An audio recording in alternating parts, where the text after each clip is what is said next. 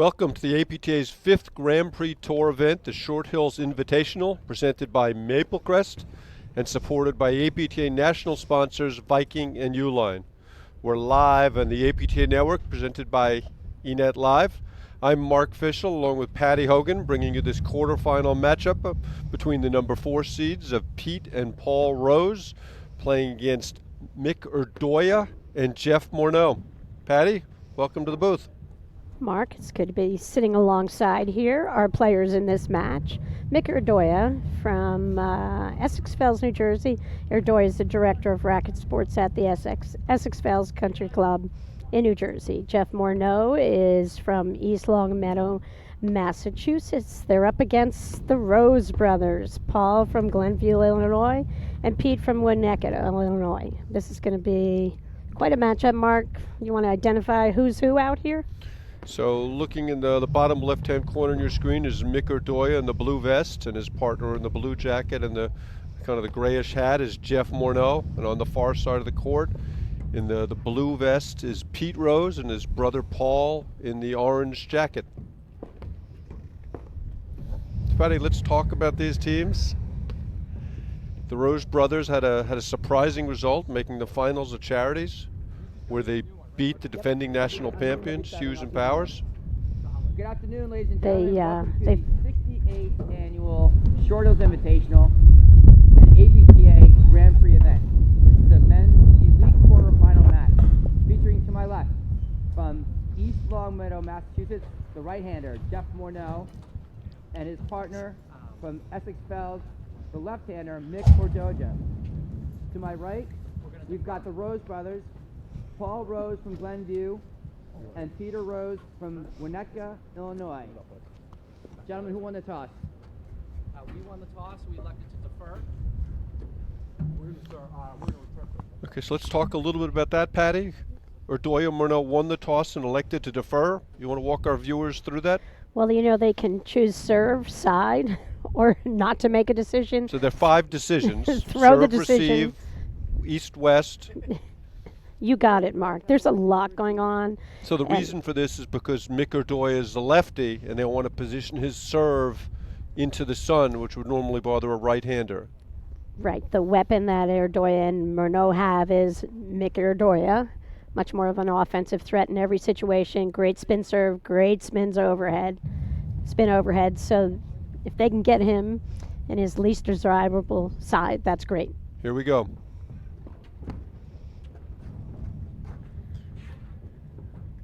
Ball is going wide. Yeah, this match to me is largely going to be played between Mick Irdoja and Pete Rose. I look for Mick to hit a lot of the overheads into Pete's corner. It's a natural cross-court overhead from a lefty, playing the side of the court where he usually ends up. And Paul Rose has a lot of offense.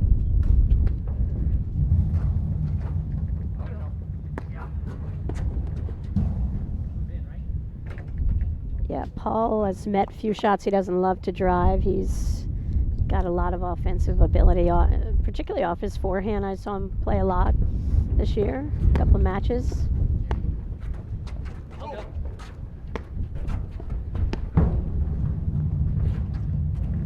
And these guys are number 4 in the country, Mark, the Rose brothers. Yeah, the finals of Chicago. I think they won Hinsdale and 5th in Philadelphia. How many brothers have been ranked in the top 5 in our sport? Well, the Baird brothers, national champions. Baird brothers.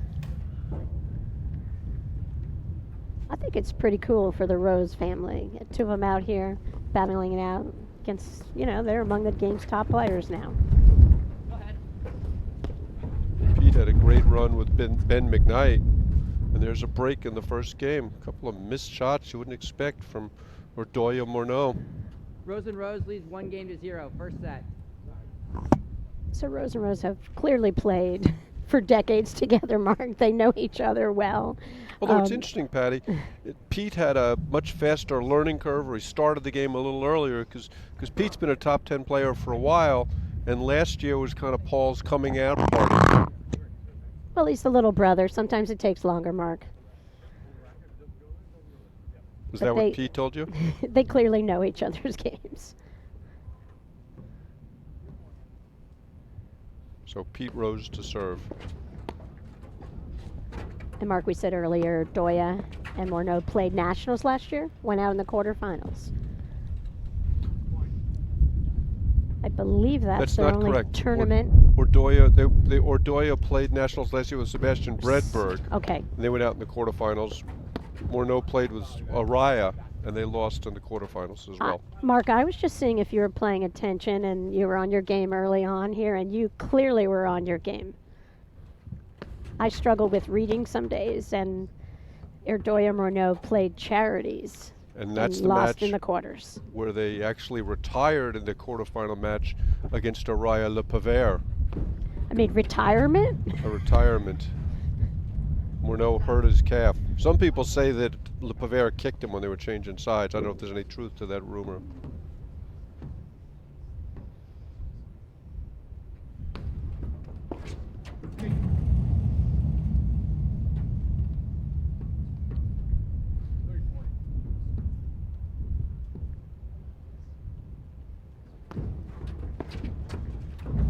There's that great Morneau forehand. It just barely clears the net seemingly every time. There's some surprising early errors from Irdoja. Back to deuce.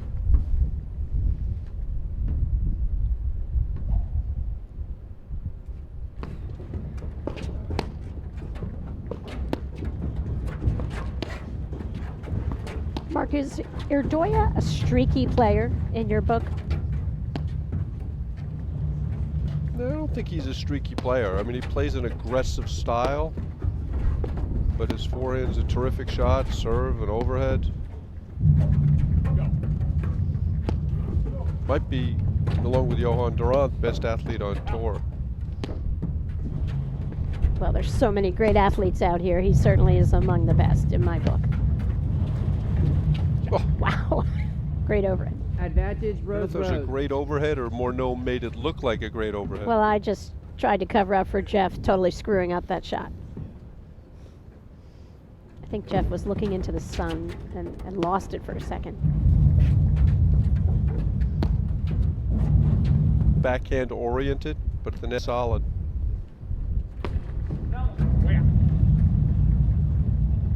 Pete Rose calls the serve way out for us, for anybody who was listening.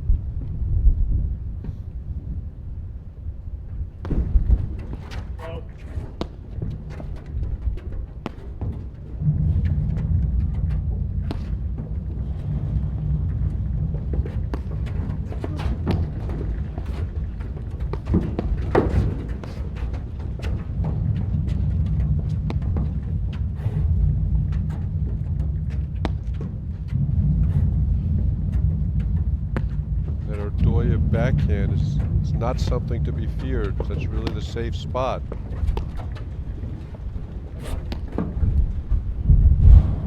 I mean, it's a safe spot for them as a conventional volleying team committed to the backhand, Mark.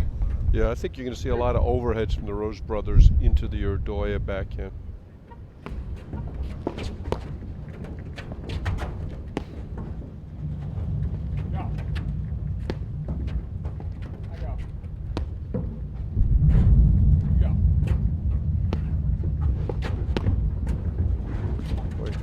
Great early stick saves for Paul Rose.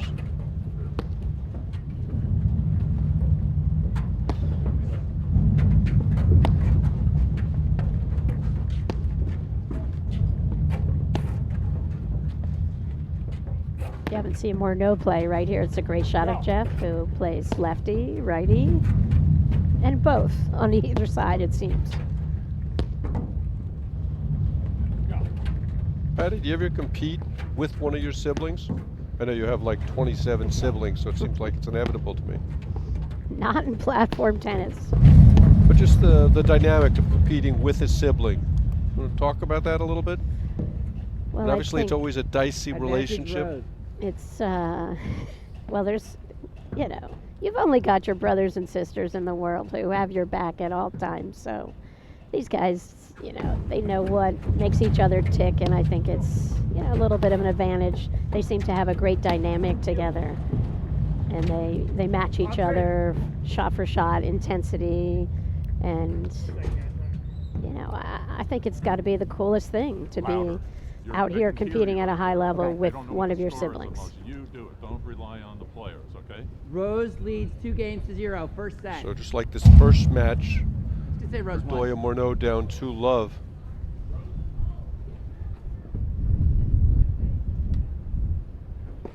We've got veteran umpire Mark Connolly up in the chair there.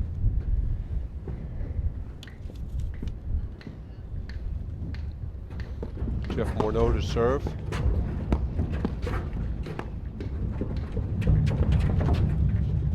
Jeff's kind of forcing it a little bit right now.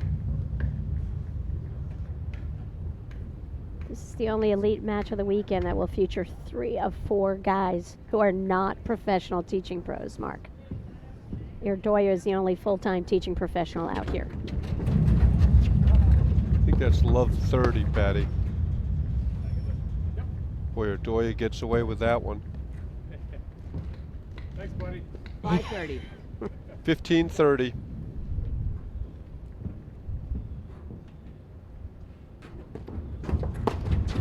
Really good start for the Rose brothers here, Mark. Great picture of the wall they set up. That was unusual because Pete's a great defensive volleyer, but there he tried it an offensive volley and paid for it. And he didn't just return the ball straight off his paddle. He tried to change the angle on the volley, and that's when it always becomes a little dicey.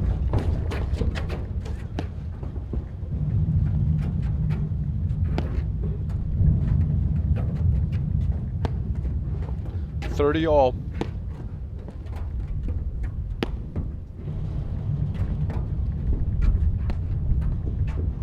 Oh, it's a great shot from Paul Rose. I love that spin he hit right there. Right now, Irdoja and Morneau don't really have any answers. Love the pace at which the Rose brothers are playing. Rock solid play, very few unforced errors. Yep. Yep. I'll go.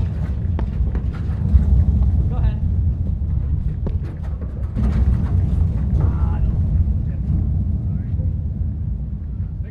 Paul Rose misses that Deuce. one. This is a big game early in the match, Patty. You've got to be, you don't want to get you find yourself in a hole here early on in the first set. Serve, Jeff. It's so unusual, Patty, early in the day to look out and see all the courts at Short Hills empty. Usually it's just so much activity, cacophony of sounds. Well, you just never know with the timing of matches. Right now we just have one of those openings. I think the rest of the day until 9 o'clock or 10 o'clock at night, Mark, we won't see too many openings. Go.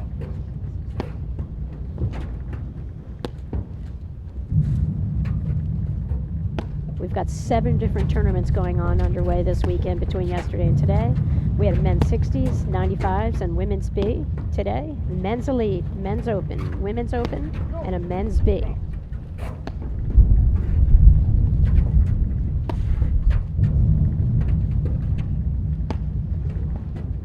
Mark, as you know, we're using every platform tennis court available anywhere within 35 miles from here.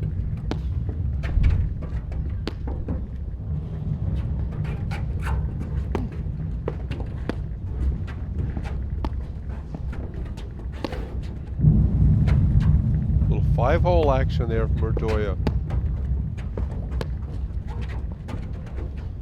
The Rose brothers move so well at the net, presenting their backhand volleys. See so few forehand volleys. And then Paul with a strange Morneau miss. or Doja. Rose And they're on leads the board. 2-1 in the first set. You know, it is fun to watch the Rose brothers here up at the net. They don't seem very flashy, but early on here, I mean, I've seen Pete go for that roller overhead, adding a little bit more thunder to that overhead, and I saw Paul hit the slash drop winner. He got it where Irdoja couldn't chase it down. So I like the offensive show early on here for the Rose brothers because God knows they can defend the net. But I do think that's the ingredient you need to beat top teams. You need to be able to end some points with some overheads, open up the court. And I think that's what held back McKnight and Rose. They couldn't end points. They were very solid, very athletic, volleyed exceptionally well, and were top 10 in the country several times, but just couldn't get over that hurdle, that quarterfinals and nationals hurdle. And when you say they couldn't end a point with an offensive shot. Okay, so Paul Rose to serve.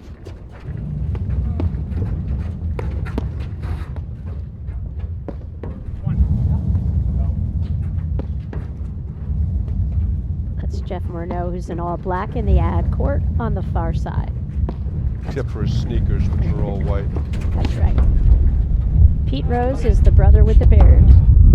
Paul Rose is in the deuce court. Pete's in the ad court.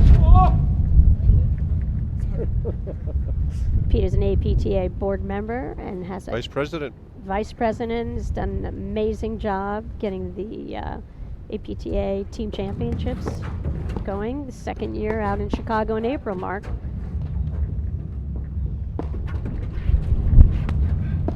And just like this weekend where there's 7 different tournaments, allowing players of all different ability levels to compete. Team championships, get a group of 6 players, all APTA membership is required, and go out to Chicago and battle it out. 3.5, 4.0, 4.5, and 5.5 divisions. But there's a great view of Pete Rose kind of coiling as he drove that lob off the back wire back through.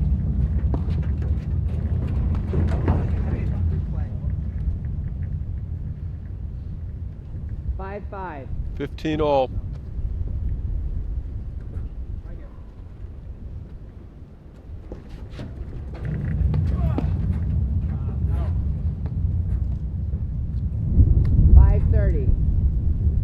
A little bit kind of stiff leg there for Paul Rose. Couldn't really absorb enough of the pace to control that volley.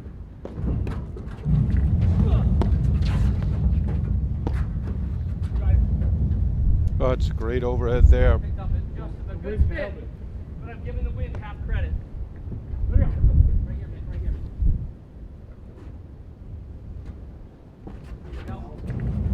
The fault from Rose takes us to 30-40. Chance to get back on serve.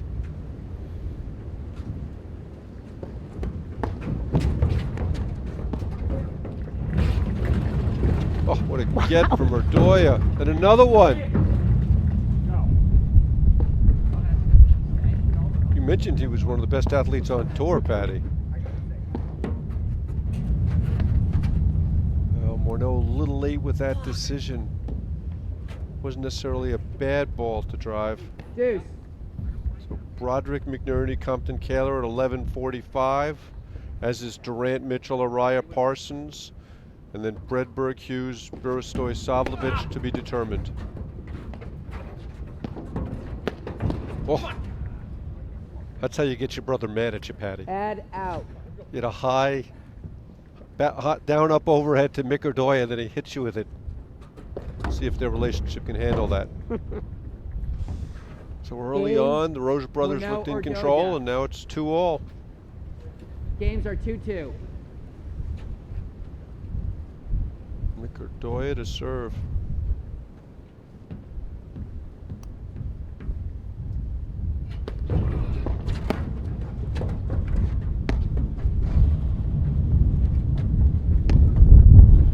You see on the Rose brothers side, brilliance and the not so brilliant shots all coming from Paul Rose. Pete Rose has been rock solid. Go ahead. Yep. Had a couple of faults that last game. Go ahead. Broderick Hughes won 6-4, 6-3 in an incredibly long 6-4, 6-3.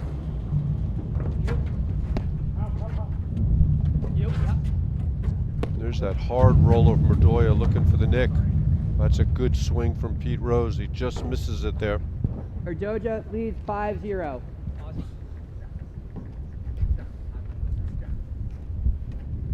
I believe he means 5-love when he's calling the score there. Out. 5-5. Yeah, it's fine. I just never saw it because I'm looking there. 15 all. Back up. Pick up there. So when people call the score, some people say 15, some people say 5. It means the same thing. You got 1 point, Mark.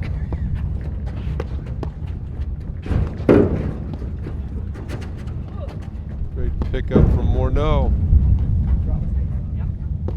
I'm liking the spin variety that I'm seeing out of Paul Rose here, Mark. Go.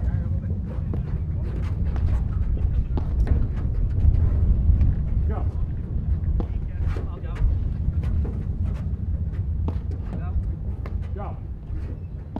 Irdoja is just baiting them to hit that ball wide to his forehand.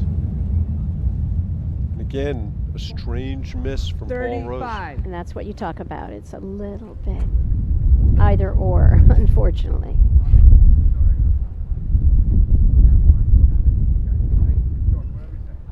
You can see we've got some wind gusts.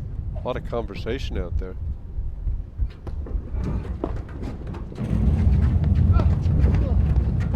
A great exchange. Irdoja with the one-hand slap.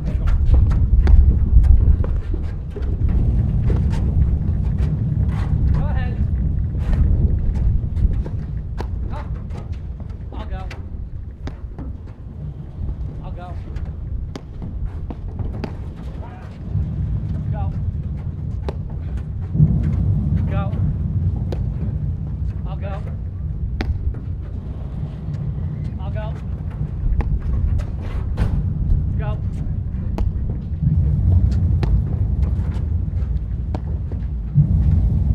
Go. Go. No. Series of hard 45. rollers from Irdoja takes them to double game point.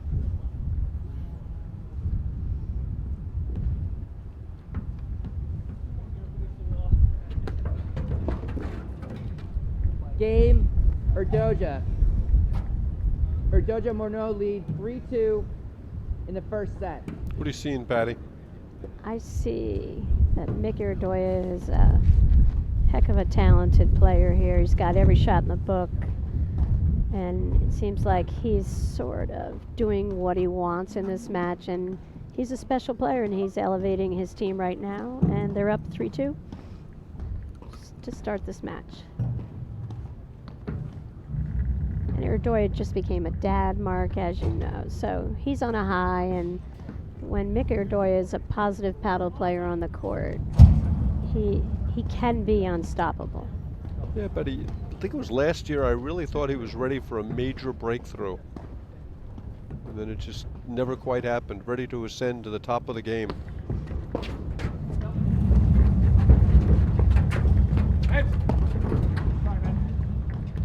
Great move by Mick, and he disingenuously apologizes. Love 5.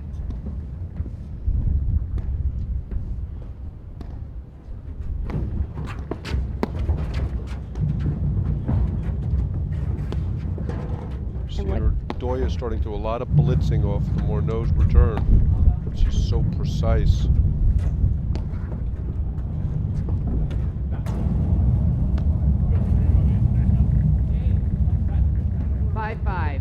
Mark, one of the things about these top players that we're seeing out here, and Irdoja just did it in pegging Paul Rose, is he had the guy retreating instead of hitting to the open space, which would result in the ball coming to him. He just hit right at his feet, and sometimes you just have no time to get out of the way. So, Patty, a lot of times I'll ask you at the beginning of the match, who does tempo favor? So right now, tempo clearly favors Morneau and Irdoja. They want to play faster.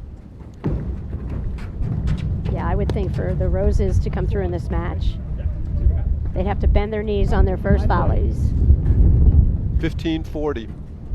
and slow down play.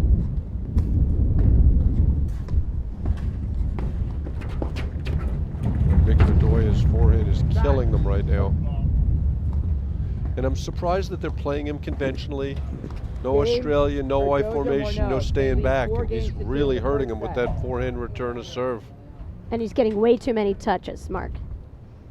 They've got to freeze him out here. Yep, he's really hurting him. Is that 4 games in a row?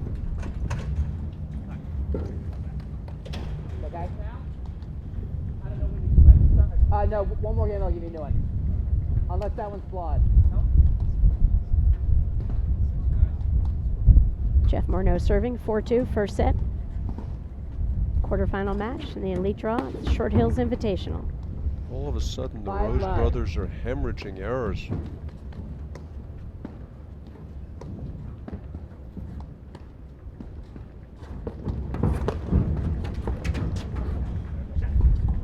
Five.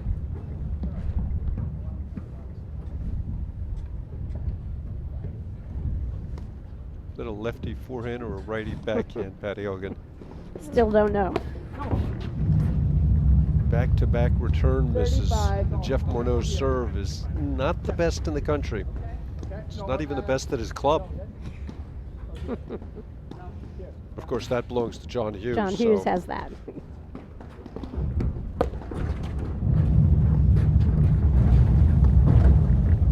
And there's a great example of Morneau staying 45. back. He takes the ball, he drives it through, and he still sees he's not in position to come to net, and he stays back again. And Rose misses.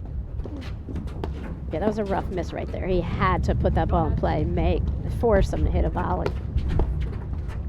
I'll go.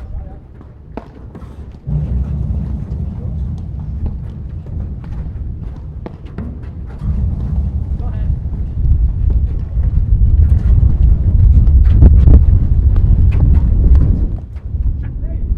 Yeah, there, Paul Rose beats Irdoja in transition. Big point right here early in the match, Patty. 40-30. Is Jeff going to go in, Mark? Nope. I think he'll just let Irdoja handle the net. And again, the I formation. Look to see Morneau stay back. If Irdoja can't cut it off, Morneau will drive it off the deck.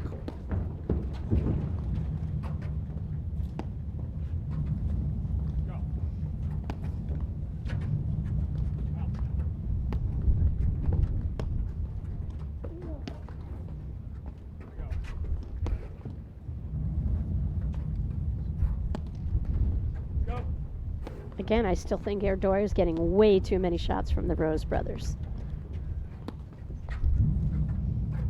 I feel like he thrives the more hits that he gets.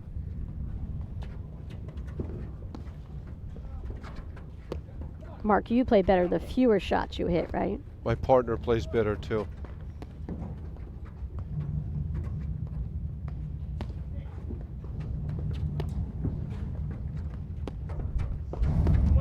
They're just feeding him Yep. here. Game. Way too many Morneau. balls into the Irdoja forehand. And you can Irdoja see him kind Morneau of leads baiting 5 him there. games to 2 in the first set.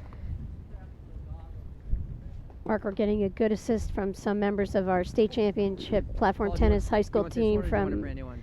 Chatham High School now. We've got Jackson Singer, who's right going to on be a there. runner here, reporting in scores, taking over for Del Barton's Will Morton. Jackson's team beat Will's team in the final of the New Jersey High School State Irdoja, Championship. First Morneau time leads ever, 5 games and the to 2 in APTA was a first. big supporter of that event to make it happen. On the next court, we have Compton and Kahler warming up against Broderick and McNerney. Bring you some of that match at the conclusion of this one. New ball, gentlemen. Okay, we're switching balls here. Rose to serve. 5 games in a row for Irdoja Morneau. Paul Rose to serve. And again, Patty, conventional platform, serve and come in. They lose another point to the Irdoja forehand. But I was really impressed early on with the Rose ability to shift and take away, some of those really good drives. Now they're kind of back on their heels a little bit off the net, I think, on the drives. Oof. Like right there, they were just waiting. They weren't moving into position to hit a good volley. And that's a point they're going to lose a lot more than they're going to win. Well, Irdoja is just feeding on them right here.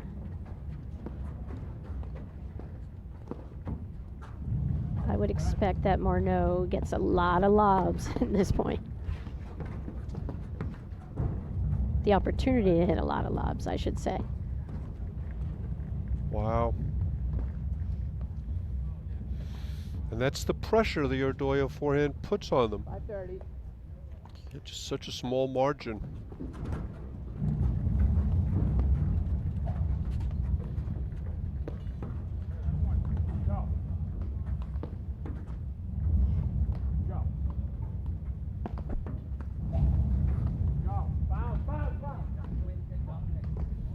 of wind up there, Patty. And that Jeff Morneau lob was downwind. 30 all. Great shot from Pete Rose.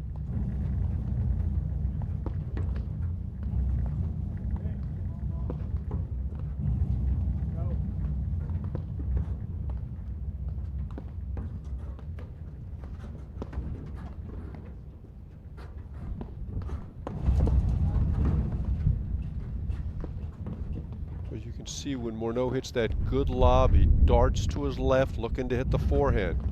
If not, he's home waiting for the next ball. And that forehand's got a quick release. Like that.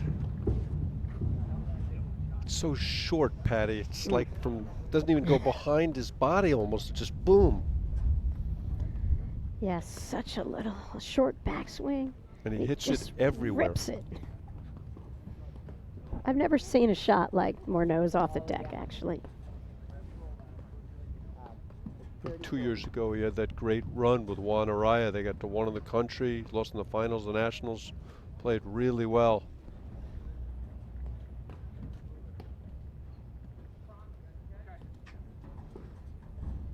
I see Durant and Mitchell out there against Araya Parsons. Give you some updates on that score.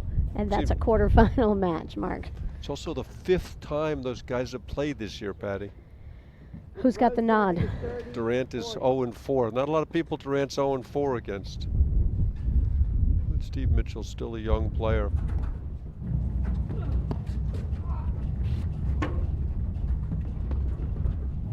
Great track down from Irdoja. So we have a set point, Mark, for Irdoja Morneau. That's not anymore, Patty Hogan. You're right.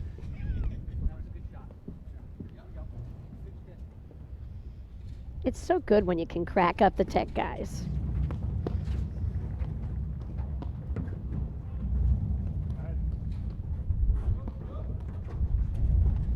You see Irdoja sneaking to the middle of the court. And there he makes Rose pay again. Patty, why do you think the Rose brothers are hitting so many balls to Mick Irdoja? I believe they're making poor choices or have a little flaw in their tactics here, Mark, so far. That was a great volley from Paul Rose. Looked like he was dead to rights. Yeah, my point earlier about Irdoja being a streak player, I mean, he's awesome or he's even more phenomenal, Mark. And the more touches, opportunities that Irdoja gets to hit, a sequence of consecutive shots, he becomes amazing. As talented as anyone offensively in the game. It was a great effort to save that set point by the Rose brothers. Great reflex volley from Paul.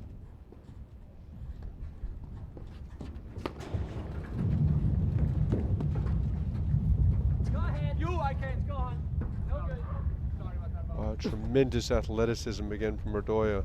Pad out. Set point number 3. Game, Morneau or Doja win the first set 6-2. Wow, that over went Rose and Rose. fast, Patty, didn't it? They win the first 2 games and then lost 6 consecutive games in a row. Okay, we'll be back in a moment after these messages right here on the APTA Network, presented by eNet Live. From spinning to swinging to throwing, you never know what's next for you. That's why at North Shore Orthopedic Institute, we're always thinking ahead of the curve. From treating the pros to weekend warriors. From minimally invasive procedures to regenerating knee cartilage, helping you wake up pain-free.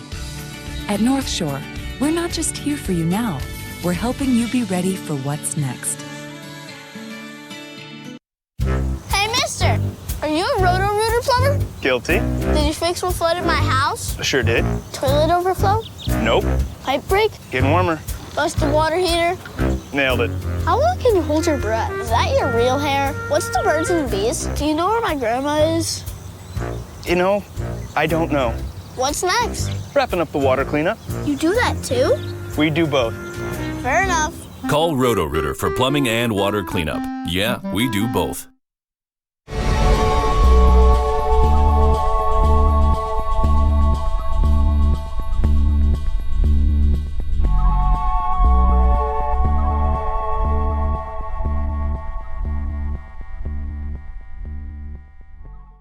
Welcome back to the APTA Grand Prix Series. We're in the quarterfinals, and this match between the number 4 seed, the Rose Brothers, and Irdoja Morneau. We're taking a quick break between the first and the second sets, Patty.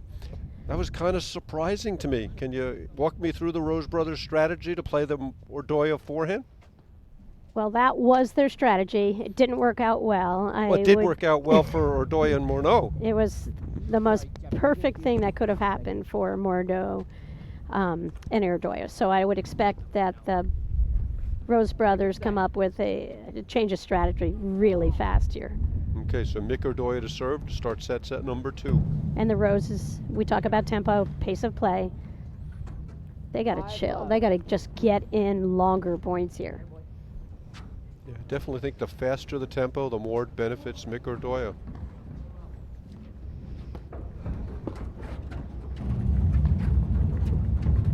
Go ahead. You.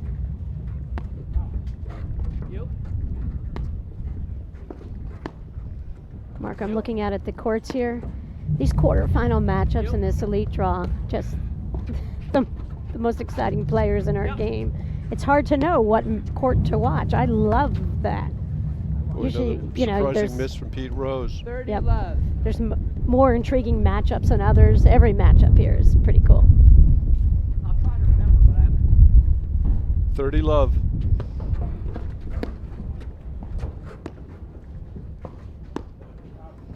Go.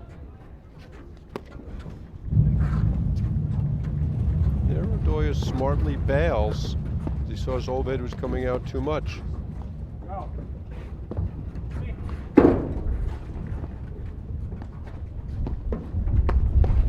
Oh boy. Pete Rose has got to be wondering, why in the world would I hit the ball there? Patty, why in the world would he hit the ball there? I don't know. There's 2 Roses wondering that. At least he didn't hit Paul off Pete's bad overhead. It's true. 40 love.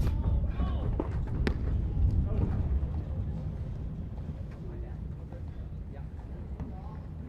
45. Morneau's doing a really good job picking off the Pete Rose return here, crowding the middle. There's a service winner, a rare service winner from Morneau. And the Rose Brothers really seem out of sorts right now, Patty.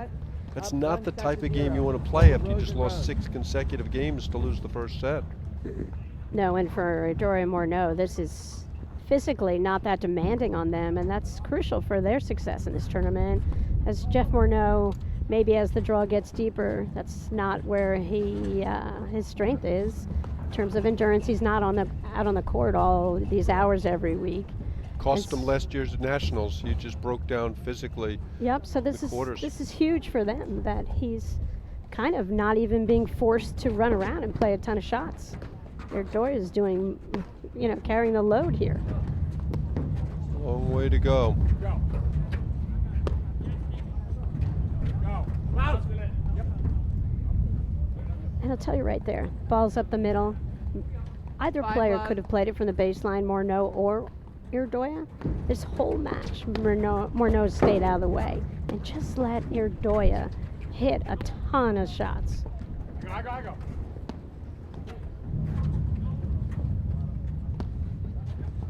And this Irdoja positioned very close to the center stripe. Mariah Parsons out to an early 2-love lead. Go. Irdoja hitting a forehand from in front of Morneau.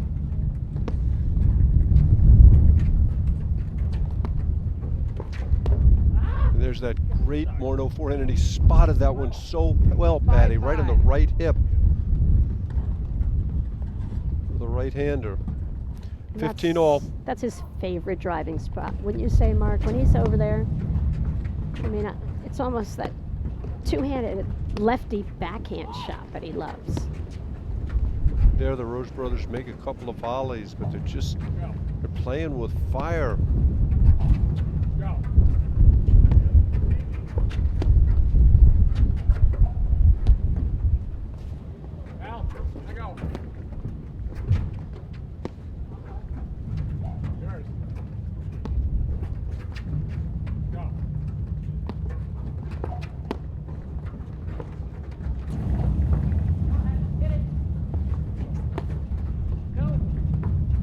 It's like every point's the same, Patty. I mean, there the Pete Rose was in good position and just missed the backhand, but the Irdoja forehand is just hurting him over and over again. Yep, and no one's on the net. Pete really had a wide open court. Just went for a tiny bit too much. Serve is in. Okay, Serve is in. serve called out, but reversed by chair umpire. 30-30. 30 all. It's Mark Connolly up there in the chair. McNerney doesn't seem terribly pleased with that.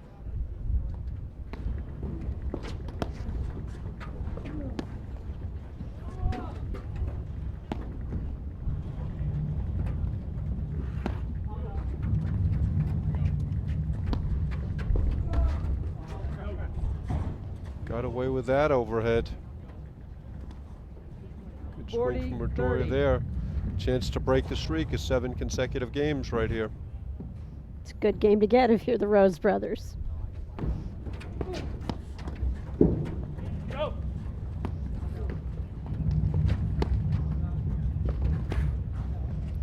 And there Morneau just working the angles so well.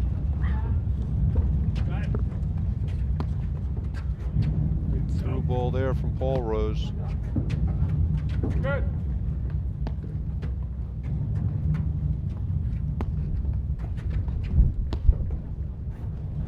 Just really surprised we haven't seen more balls on the side wire from the Rose brothers. Mark, are they looking into the sun in that corner, which making it tough for them? Sun's high up right now. I don't 1-1. think it's a real factor. That's 1-all, second We're set. at 1-1 here. Because I was just thinking as two righties, maybe to go after Jeff over there in that But even corner. if they want to get the ball on Irdoja's side wire, I'm okay with that. Oh, I'm playing- not. Playing so many balls in the middle of the court.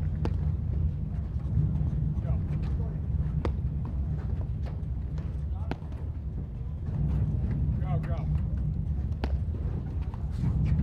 Go.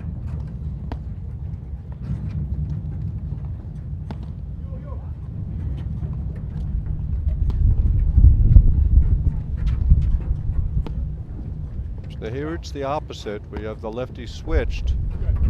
Question is, how patient can they be dumping the ball in the middle of the court? There Morneau cheats over and gets a forehand.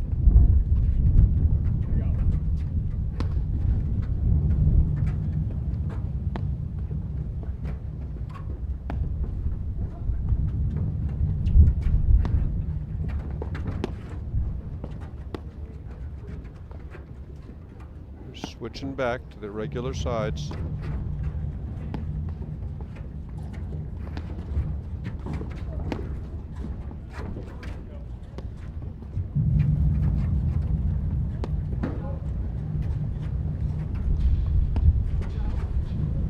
Go, go, go. I go. Okay.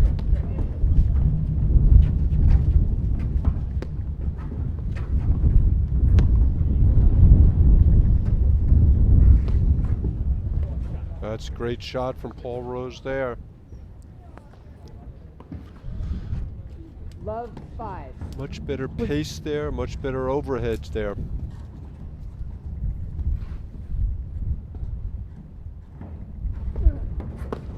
Mark, a few updates from women's play.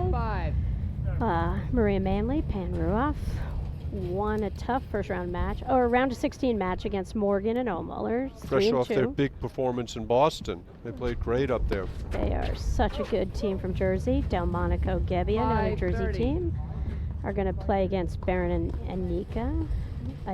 Barron and Anika beat Fair and Petrini in their round of 16 match. And Delmonico and Gebbia had a 6-3, 6-2 win over Kui Lion and Charlotte Sikora. Charlotte Sikora, one of my favorite players, Patty. She's fun to watch.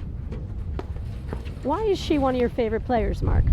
She's just so athletic, hits the ball over both wings, moves 540. well. I think she's a lot of fun, and she writes great poetry. She does. She's a great gal. We have a newly formed team of Andreikova and Stoklasova. They had a 6-2, 6-1 win over Brown Excuse Cobb's me, Patty, and they Tarzan. break back. That's 2 consecutive games for the Rose brothers. You're excused, Mark. Thanks for the updates, Jerry Vian. So we're one match away, Patty, from Stoklasova versus Nicolescu. The return of the ovas. Different ovas. Different overs. See if the Rose brothers can hold on to this momentum. So the Rose brothers have won 2 out of the last 3 games, Mark, have they not? 2 out of the last 2 games, Patty. They're on a tear. Rose to serve up 2 games to 1. Paul Rose to serve.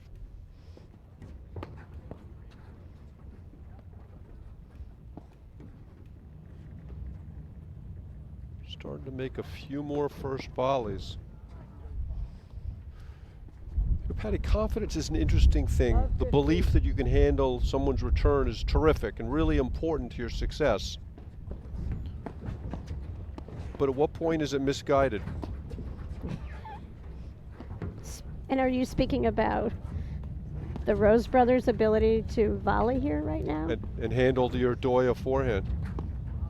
Yeah, definitely earlier in the match. I thought they were spot on. We mentioned earlier, I feel like they were standing around a little bit waiting. You don't see them really use a lot of knee bend to control their volleys, which I think is a must against high-level drives for consistency to get natural depth on the ball. But at what point do you change your strategy? I usually change if I lose the first set and it's not close. Well, they've made a lot more volleys in the second set. See if they need to change or not. Well, again, I think it's tactically make Jeff Morneau beat you in this match. Don't let Mick Irdoja just keep the train going.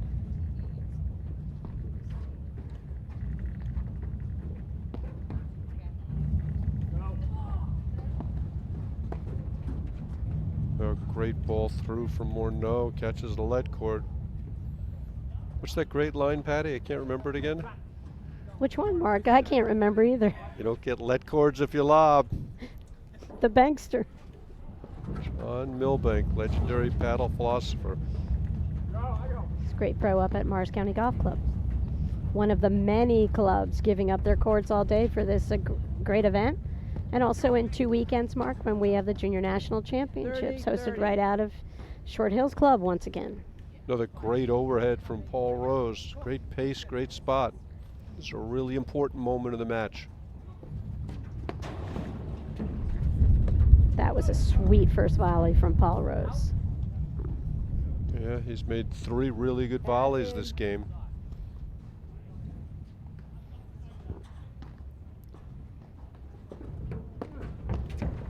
Oh, another amazing volley.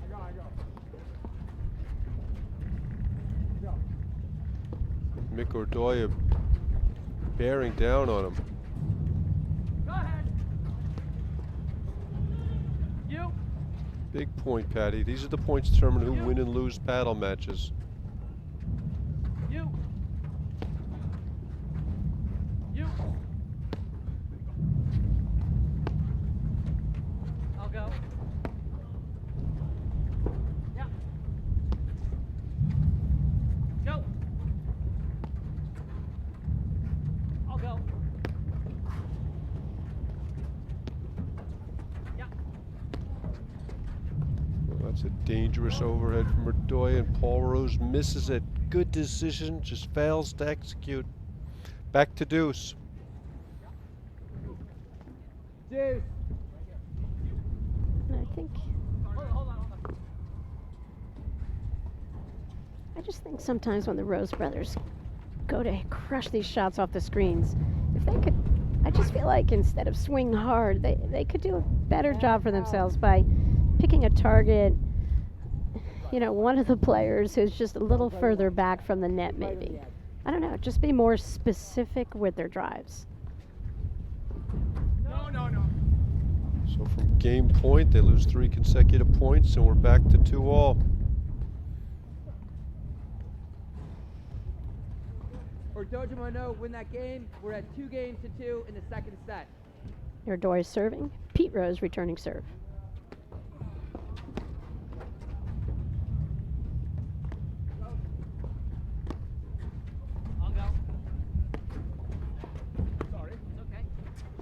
I like Mick apologizing to Jeff Morneau in the middle of the point. Another 5-hole shot from Irdoja. Was he ever a hockey goalie, Mark? Certainly athletic enough to be one. Match usually doesn't really start until Mick goes down at least once.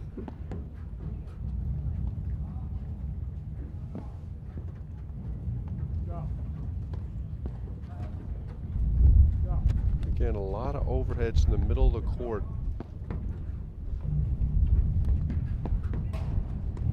To me, that's a much safer overhead. The much safer one is over and toward that side screen, deep. Yeah, getting that ball on the side wire. They're getting hurt over and over again in the middle of the court.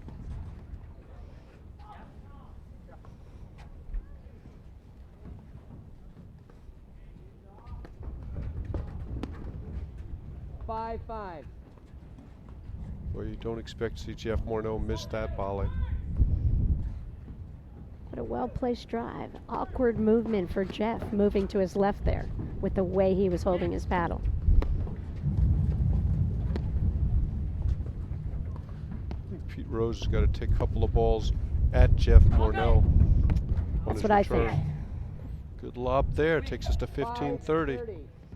I think oftentimes Jeff is a little closer to net, but either way, I just think they've got to go at him more, whether he's at the net or at the baseline.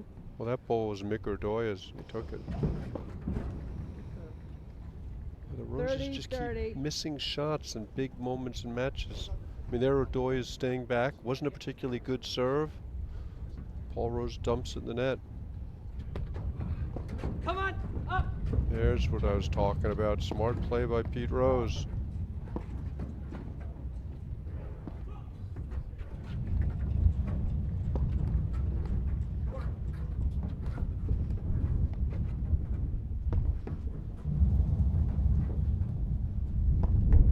I don't know why they get away from that overhead.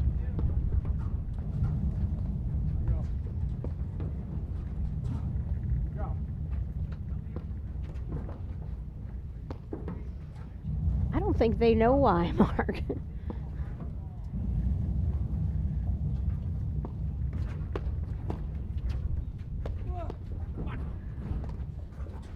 Especially because it's not Morneau's more offensive side. He hits more of the ball kind of up the middle to his lefty backhand versus the wide shot.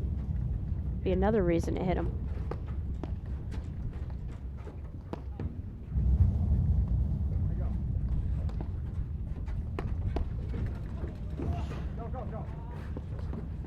You see the recoil from Paul Rose on that volley?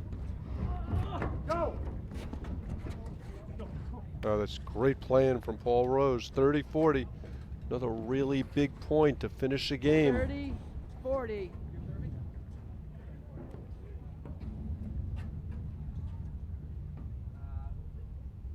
Yes?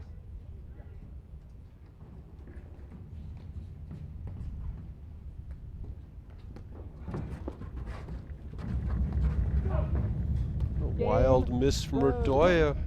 And they're back in front, 3-2. 3 games to 2 in the second Misses set. like that, Patty, that help determine who win and lose shots. I mean, matches. That was a ball he just could. All he had to do was hit a medium-paced ball. He didn't need to do anything special with it, and he missed it by 6 feet. But Irdoja in the last, just 15 minutes, how many easy forehand opportunities has he had compared to the Far entire fewer. first set? And I think that's why Morneau has to hit 1,000 balls compared to 10 for Irdoja. It's got to be a hugely disproportionate number for the Rose brothers to win this match, I think. And that's no slight to Morneau. He's awesome. It's just about the explosive nature of Irdoja's game. Pete's working on his math. 8 and 5 is 13. Of course, in Boston, we were switching on the 13s, using one game as the warm-up. Big forehand there from Irdoja. Rose gets caught in between, not coming in, not staying back.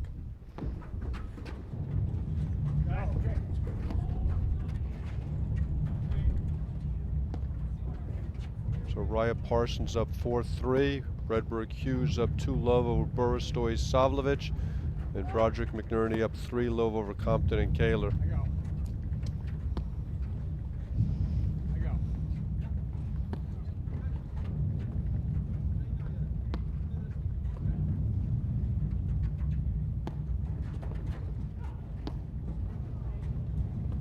Do you feel a difference in tempo, Mark? Match is definitely slowed down.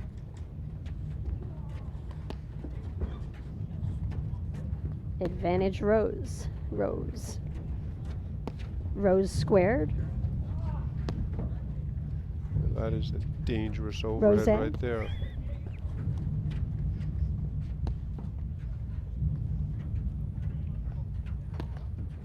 Go.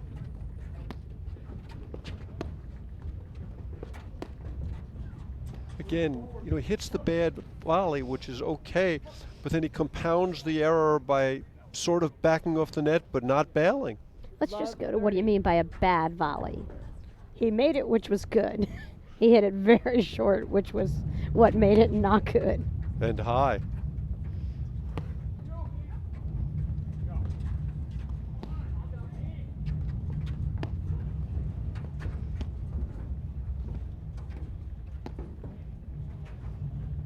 Jeff Morneau is such an underrated athlete.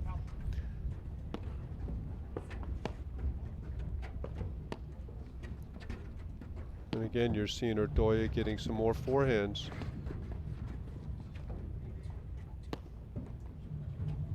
Go. Look where Irdoja is there. Coming past the center stripe looking for a forehand. And thank God for that. That's how we could get that ball, Mark. Great job as the trailer there. Really good shot from Paul Rose, sneaking in Irdoja's corner there.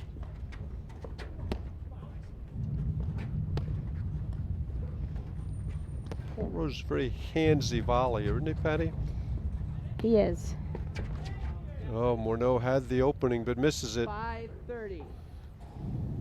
Nice point, guys.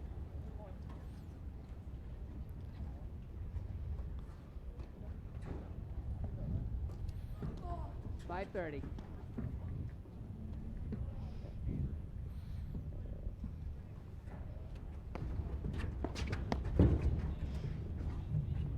That's a great volley from Rose. Pete, that is.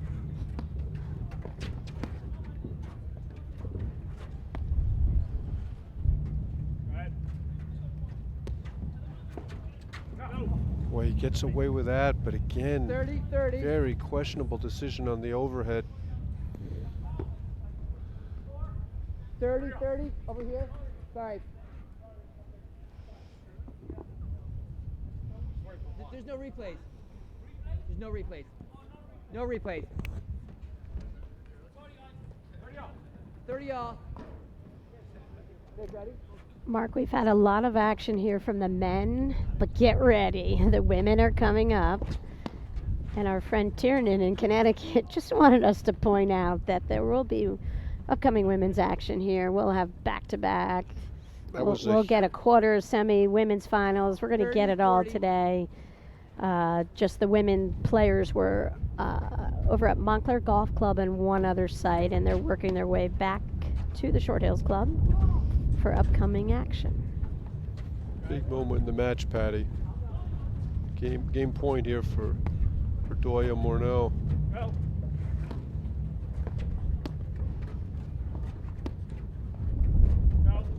Boy, Irdoja hits that forehand so well inside the court. That's such a tough ball to hit. Go.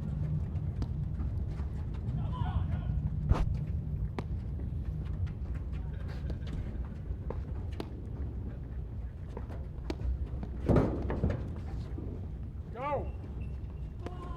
Great confidence there from Irdoja. Oh, great recognition that Irdoja and Morneau were a little bit, up in the air about when they were going to pull off their switch. A little bit. A lot. Back to deuce. Great volleying from the Rose brothers. They're hanging in there. Yeah, Patty, I'm looking forward to the Stoklasova Nicolescu match potentially later today.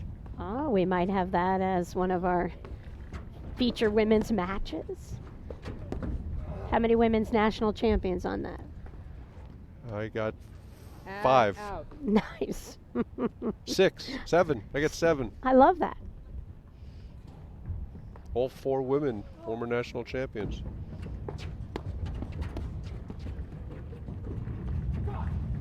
Great scramble there, and they're back at 3-all. And the confidence that Irdoja has that Morneau is going to pinpoint that drive and he can blitz on it enables him to do this. Okay, this is a really big game for the Rose brothers, Patty. I think they absolutely have to have this one. 3-3 on a new ball.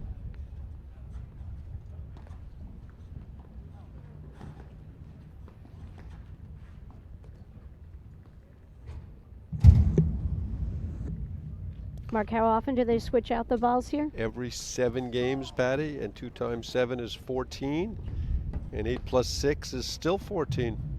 What's 10 plus 4? That's way above my math, serving Patty. Up 3 games to 2.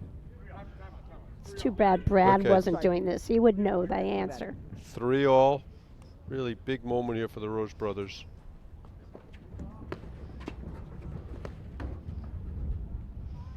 Jeff Morneau with a rare foray to the net behind his serve. I think he must have gotten confused. Pete's got to step it up right here. He knows it. He's just missed a few too many of his, he's got that two-handed amazing backhand, and he can't miss now.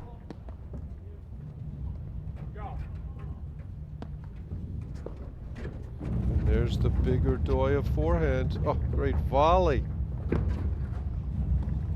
Great dig from Pete Rose there.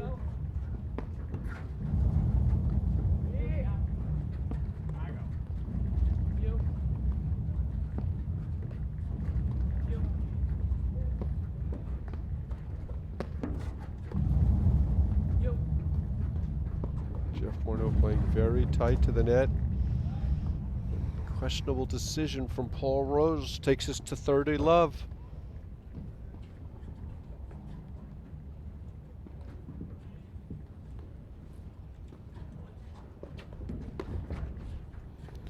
At this level of paddle, you cannot afford to miss return of serves like that. And 2 in this game. 3-all, second set. Got to put it in play.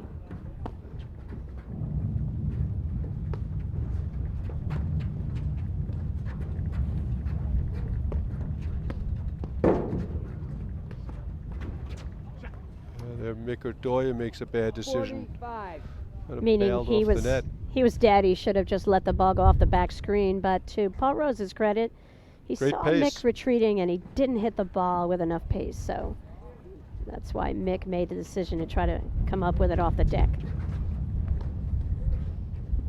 Oh, Game Morneau. Pete Rose, terrific paddle player. Irdoja Morneau But he had leads 2 4 missed games to returns 3. there and a lob that missed by 6 inches. You just can't do that in this particular moment of the match. the Rose brothers just haven't quite found their rhythm, and they can play and complement each other's shots incredibly well. Obviously, they're number 4 in the country. Just not finding a blend of shots here so far in this match against Irdoja and Morneau. But there's nothing conventional about playing a team, Morneau and Irdoja. I mean, they just hit some very different shots than what the Rose brothers would ever see on a regular basis, is what I'm talking Rose will serve about. at 3-4 in the second set. Irdoja won the first set. I don't know if they have any teams in Chicago 1.5 lefties. Yeah, I guess. I'm just still surprised someone who's a veteran player like Pete Rose, who's seen as much as he has, is not hitting more balls into the side wires. Just way too many balls to the Irdoja forehand and too many faults, just too many misses.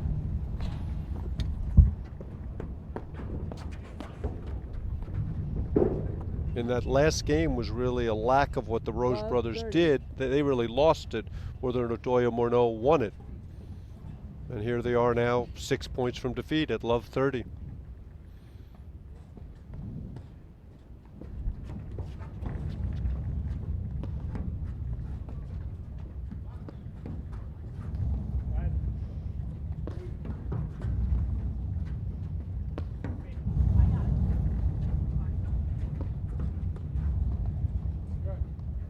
Great lob from Jeff Morneau. Oh, he's got great hands, and that's what I'm talking about, Patty. Just forcing the action too much. Well, it was such a lob from Morneau. It just got Pete deep and off balance. Didn't quite have that angle to get that ball to the side back screen.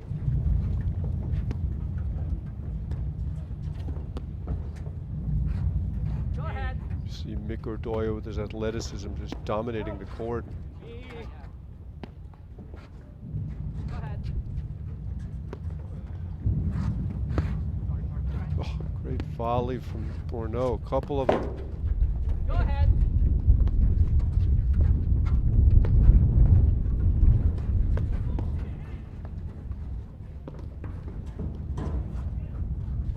Great action here from the Rose brothers. Yep. Pete in particular hit a couple of really good shots here. But how many good shots do you have to hit to win a point? Oh, One more than the Skyhook. other guy.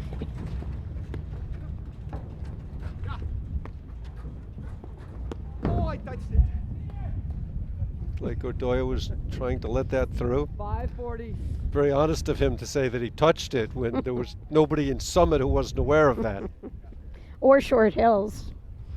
Well, Short Hills clearly. I'm talking about the next town, Patty.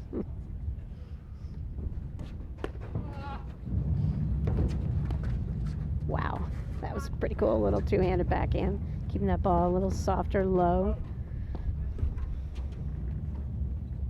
Really big moment right here. If the Roses can wiggle out of this game. Did a great job on the last point.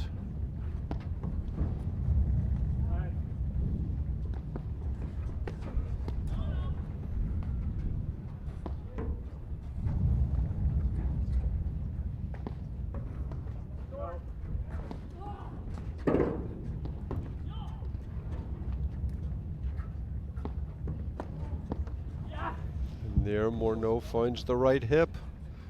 Caught Paul Rose cheating to the middle. Morneau or Doja. That's what you talked Morneau about or earlier, Doja Patty. up That's his 5 games to favorite 3 in the spot. second set. And he picked the spot. He knew, he knew where he was aiming on the ball the whole Doja time. to serve. He just tested Paul to see if Paul would come up with it. Irdoja will serve for the match. You. I'll go. Yep. Go ahead.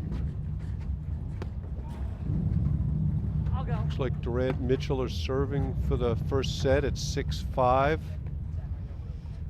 They're playing Parsons and 5 left. Irdoja. Right, Broderick McNerney up 4-2 over Compton Kahler, and Broderick Hughes up 4-3 over Burish Savlovich.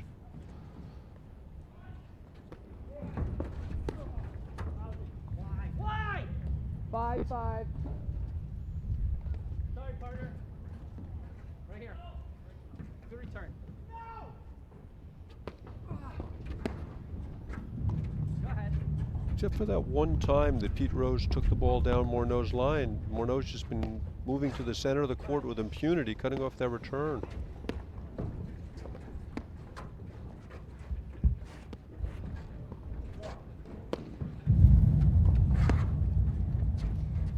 That's one of the things tactically, Mark. Morneau knew, like, he started the match with that in his mindset. And I love that. He had the plan about how they were going to take away Pete's weapon, his return to serve. Great shot there from Pete Rose. 15-30. Wait, 5:30. Yeah, sorry.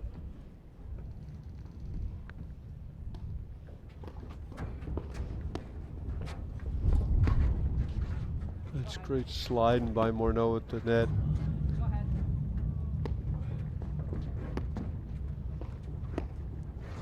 Go ahead. Yep. Yep.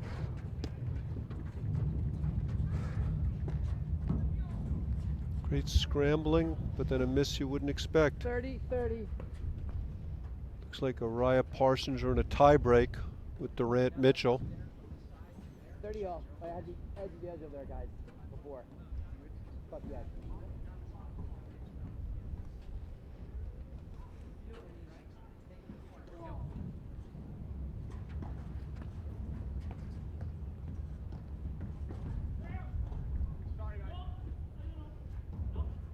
Long time between points, huh? Mm-hmm. There's Morneau again, cutting off the middle of the court.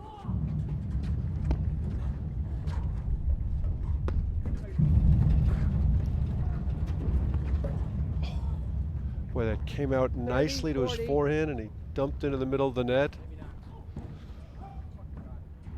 Point for 5-4.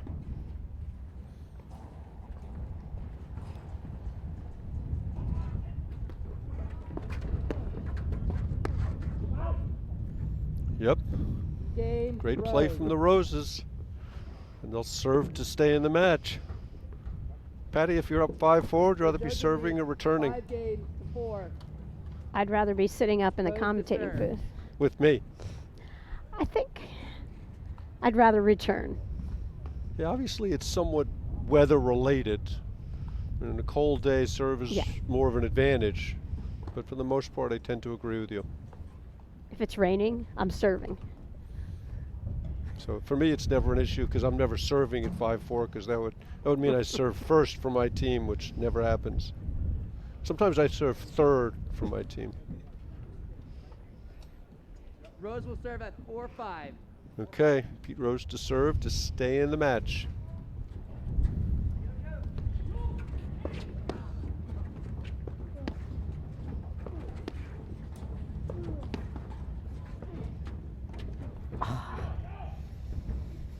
When it goes your way, you get the break sometimes. Yeah, well, you keep Love driving the 5. ball, the breaks seem to find your way too.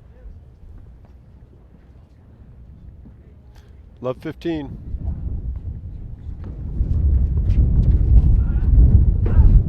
And that's where Morneau just takes that return to serve so early. But that Love serve 30. was so soft. Jeff was like 3 feet behind the service line when he made contact with it.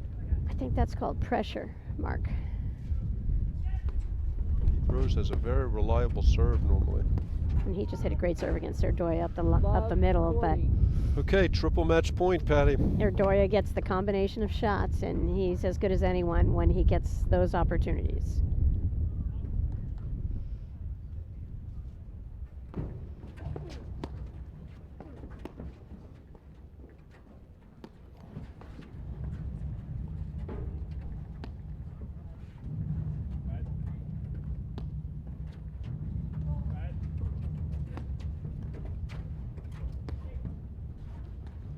They've really created a lot of movement from Pete Rose at this point with their lobbing.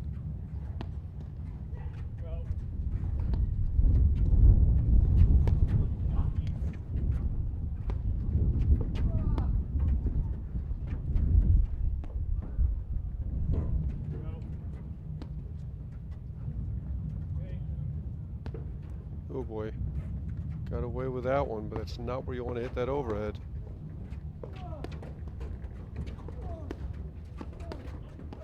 Great volley from Pete Rose, matching his paddle.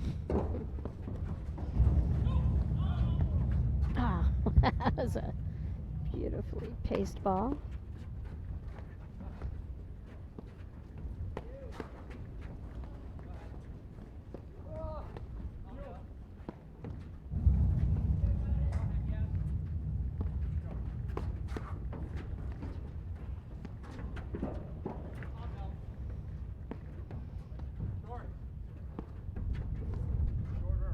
There it is, game, set, Morneau, match. Irdoja. Irdoja Morneau, 6-2, 6-4. Game, Any set, closing match. thoughts, Well Patty? done, boys. The better team won the match, Mark. Nice job, guys. That was Not fun to much watch. question about that. Okay, we'll be back in a moment with more quarterfinal action from the Short Hills Club after these messages right here on the APTA Network presented by eNet Live.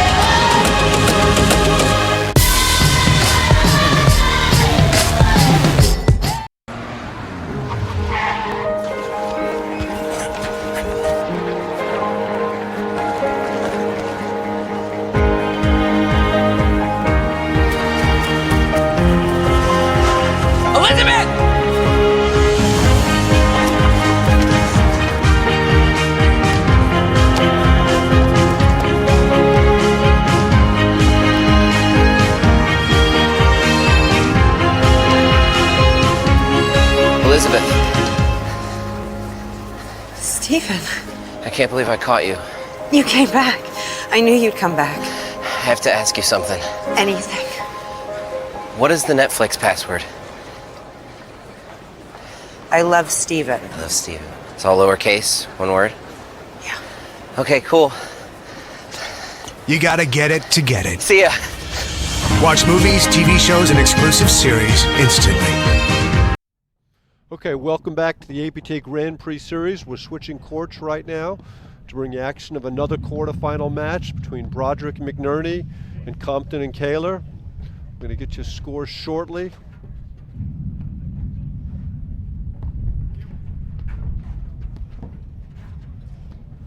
Compton and Kahler are on the top of the screen.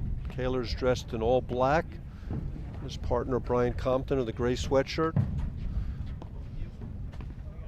On the far side of the court, the taller player, the black vest, is Graham McNerney, and his partner is the four-time national champion Drew Broderick, a lefty, red hat.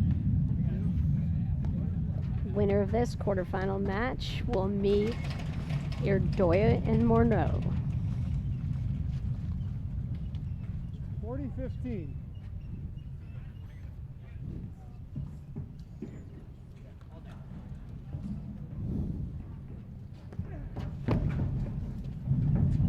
One of the interesting things about this match, Patty, is Graham McNerney has played tournaments with both Scott Kahler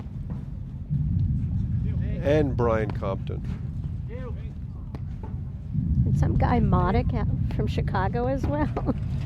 I think they've had some nice success this year. They won the Philadelphia Grand Prix and then lost in the semis, I think, to the Rose brothers in Chicago and haven't played since. I think Modic's wife just had their third baby. There's a lot of babies going on in the paddle world.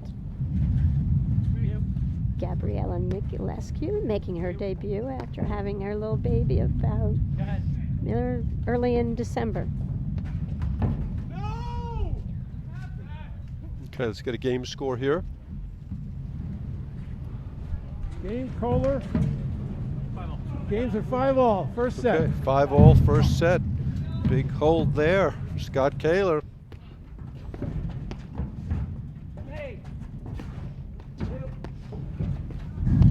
Oh, what an athletic play from Brian Compton. I got to say, Patty, this is one of the teams I really wanted to see this weekend. I wanted to see what they had. They've obviously won a couple of tournaments. And you can't take anything away from them, but I really felt in Cincinnati that their opponents just didn't play very well. Now, maybe that was a result of their play. I'd like to think that their play was exceptional, and in the moment of truth, they just kind of stayed even-keeled there and pulled that out.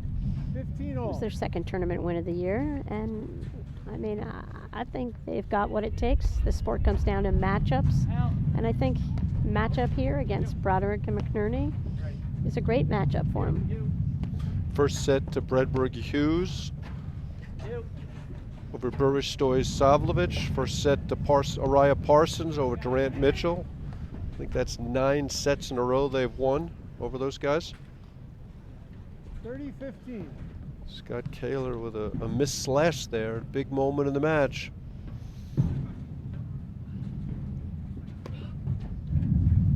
Help me.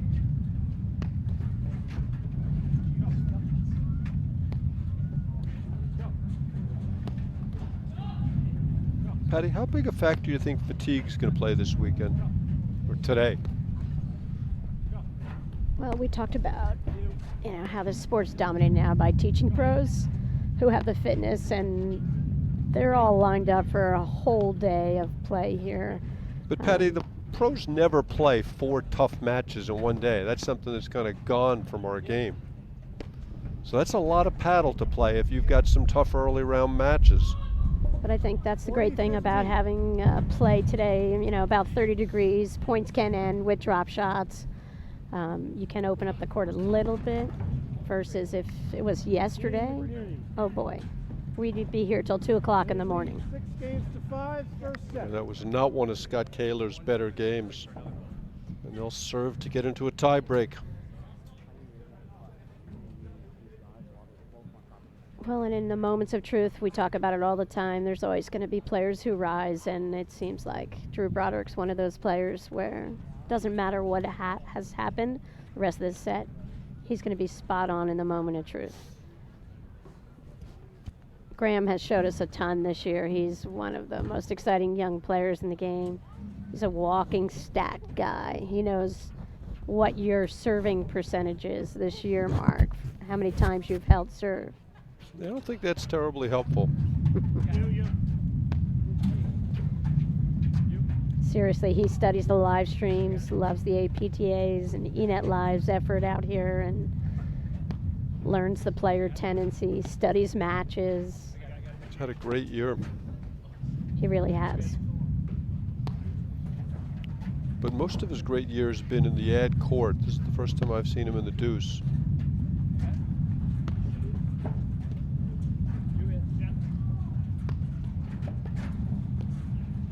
There's a good move there. Love 15. And I mean, that was a really smart shot. He didn't go for it all. He just kind of laid a forehand in. He had Compton way off the net. He just made him come up with a volley from really deep. Really smart shot. There's a really bad overhead from Compton there. Love 30. 2 points from the set.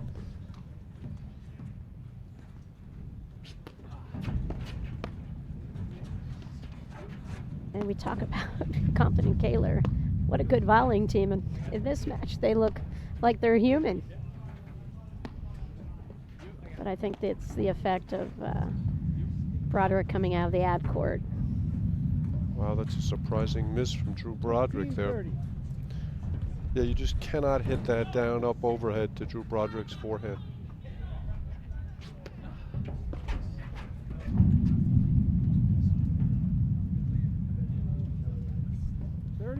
Drew going for a lot on that return of serve.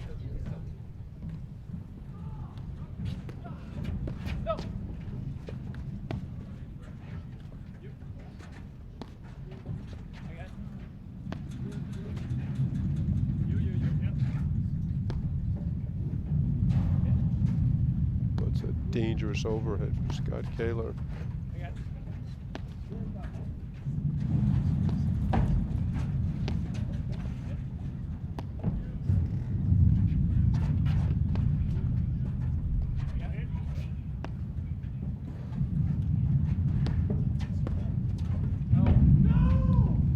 The right shot, bad overhead, and he just misses it.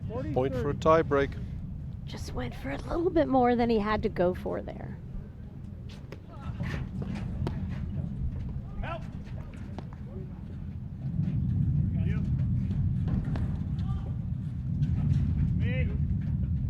Compton Kahler's so disciplined, aren't they?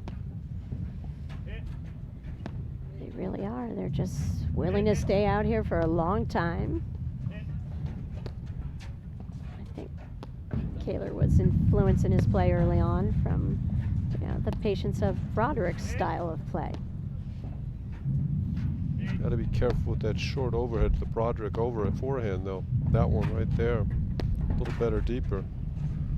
You see McNerney cheating into the court, looking to take the ball early.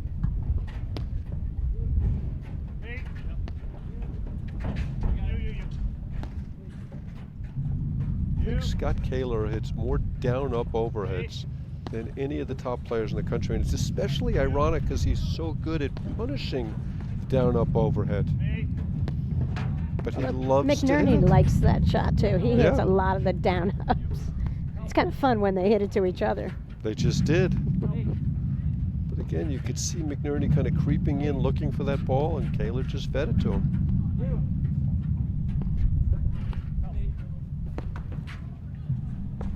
I was about to say, how do you think this point would end, Patty? And my last guess would have been a Broderick missed overhead.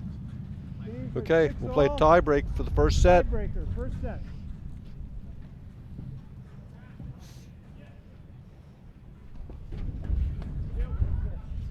That's a shocking overhead error from Drew.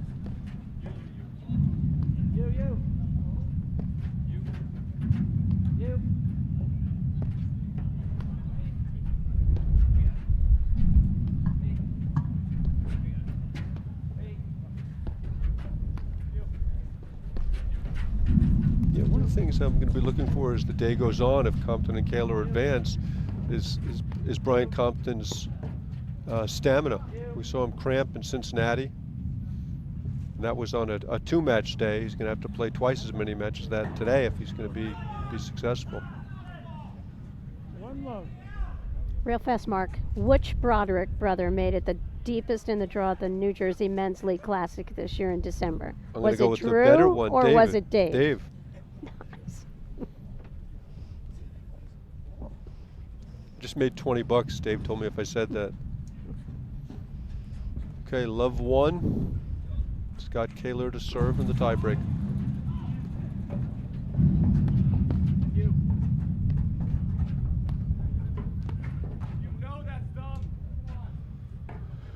I think McNerney very accurately summarized that shot. I think he verbalized Drew's thoughts. All our thoughts.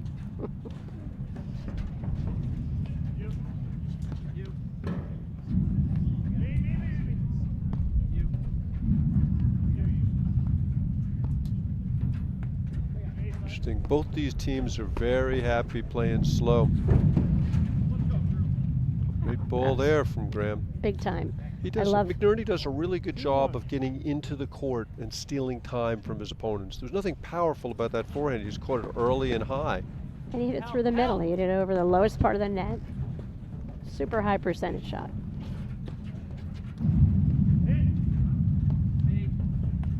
One of McNerney's favorite plays here is he loves to blitz with the backhand.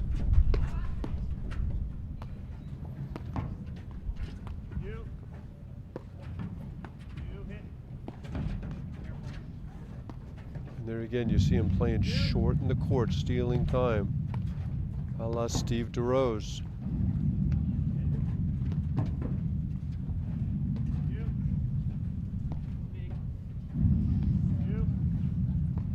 Boy, those down-up overheads are so dangerous against good players.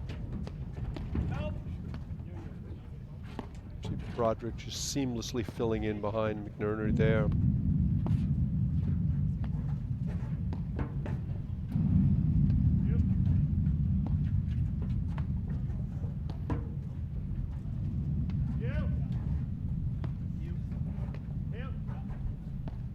Looking for McNerney to blitz one of these down-up overheads as they switch back to their normal sides.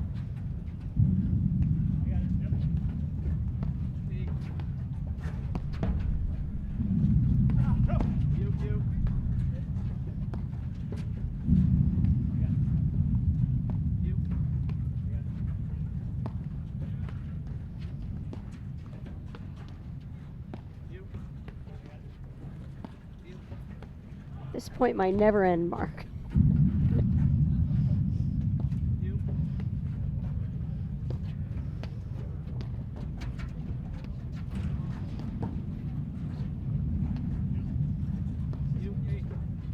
Yeah, you can see no one's going for too much here. This is such a critical point in the tiebreaker. Everyone's playing it pretty safe. You. Hey. You. Hey. You. Great shot of lefty Broderick and the righty McNerney. You. They know that Scott Kahler is not going to hurt them on a low ball. Wow. Second overhead error from Broderick. So you can see when they're feeding a lot of balls into Scott Kahler, they're trying to keep the ball low. Most of the offense from this team is generated by Compton.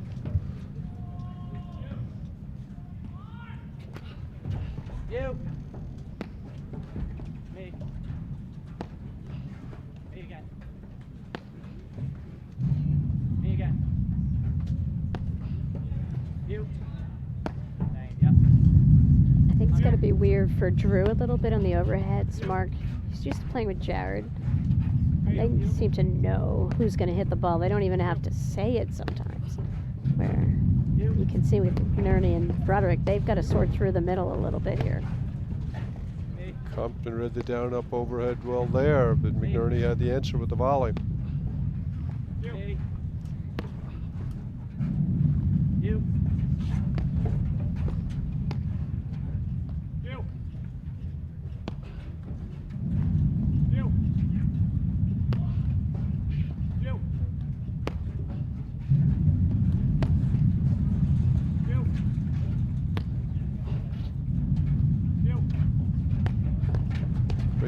blitz. Oh, what a point what from a Kahler. phenomenal exchange right there. 3-2. I was just about to say, Patty, that Drew Broderick, I mean, to me, being a left-hander, 3-2 Compton Kahler, being a left-hander at the net is a huge advantage on the overheads and a disadvantage on the volleys. Drew is the best lefty I've ever seen at staying on that backhand volley. You almost never see him hit a forehand volley. But He's I gotta so say, disciplined. kudos to Kahler, he just knew that Drew was content to spin some balls up the middle there, and he just took one of them out of the air. It's a bold play, and it paid off big time.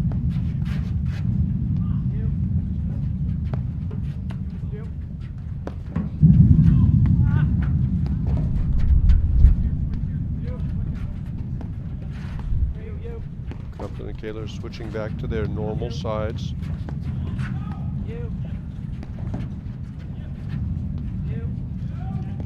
This is really a statement match for Compton Kahler. I mean, any win over Drew Broderick, and we're a long way from that, but any win over Drew Broderick is a statement about what type of team you are.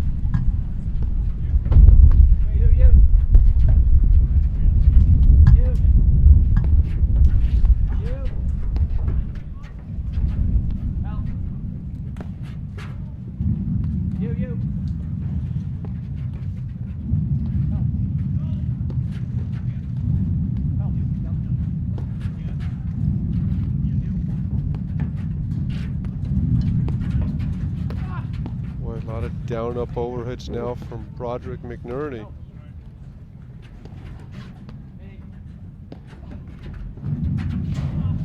That's a great dig off the side wire. Wow, another missed overhead and some emotion from Drew. He's usually unflappable. 4-2.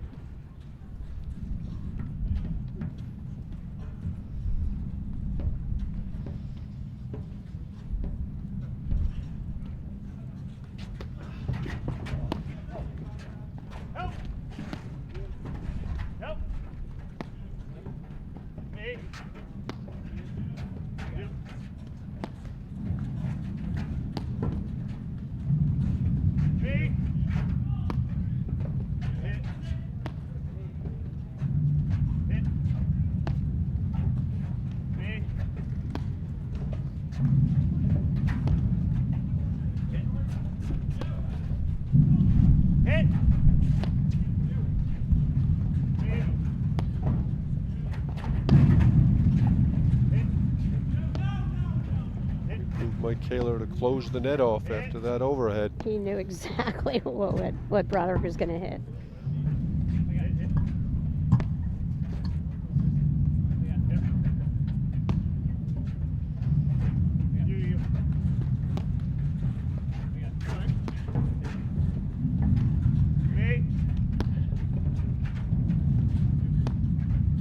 That's the over I'd like to see Kahler hitting more of, not that one. Just soft and deep to McNerney.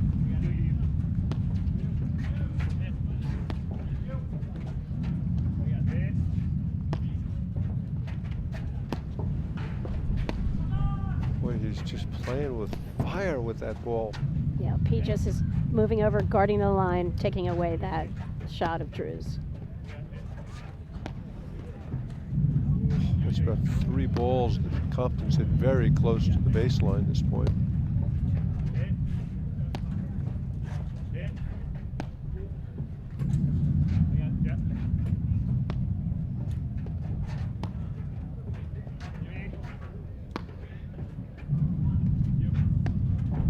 Wow.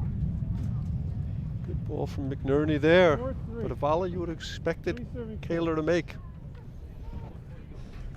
Okay.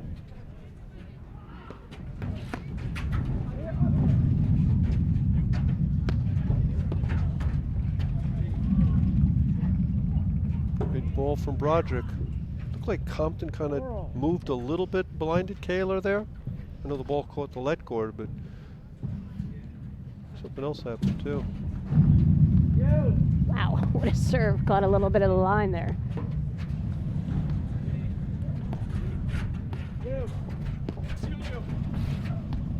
You see Compton looking for that down-up overhead now.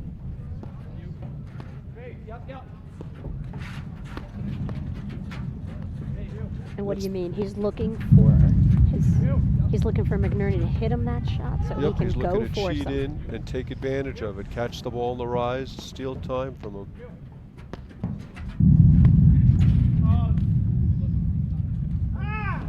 Kahler with a rash of errors all of a sudden. 3 in a row. Last 3 points.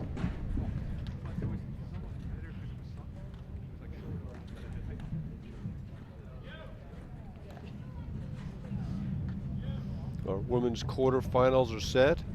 Hannes van Starenburg, Manley Ruoff, Delmonico Gebbia, Barantanika, Nuslak Prusace, Prop Schmiz. Big upset for those guys over Gio and Molenvold, 7-5 in the third. Great dig from Broderick there.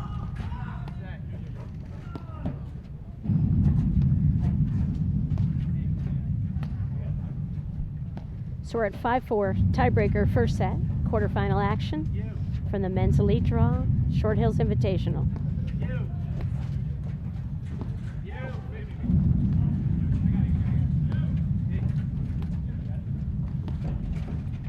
There's the blitz.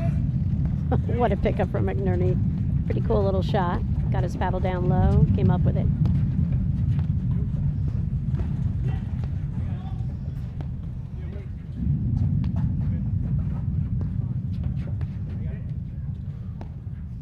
And our last quarterfinal will be our next stream match. It was Andrekova Stoklasova versus Cruz Nicolescu.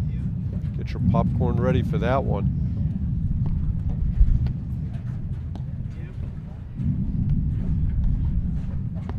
This crucial point, the Short Hills Invitational.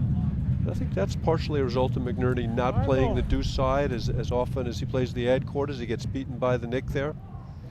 Okay, both teams 2 points from the match, from the set.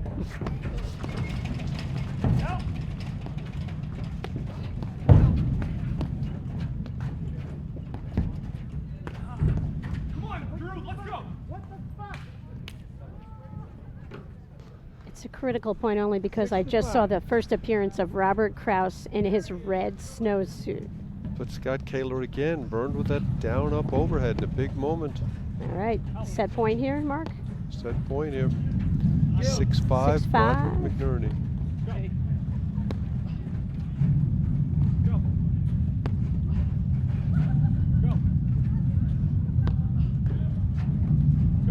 I think this first set is so much more important for Compton and Kahler than it is Broderick McNerney.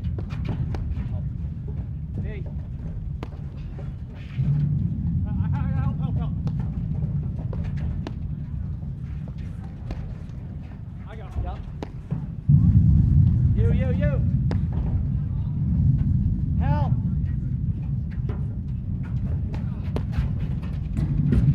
Great blitz from Kahler. Yeah, and Grimm just has did to not lob pick that up ball. on Kahler filling the middle. You knew he was closing hard there.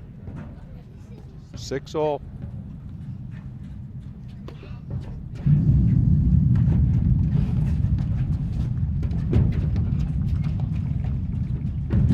Look at the court coverage Great from Broderick digging. and McNerney.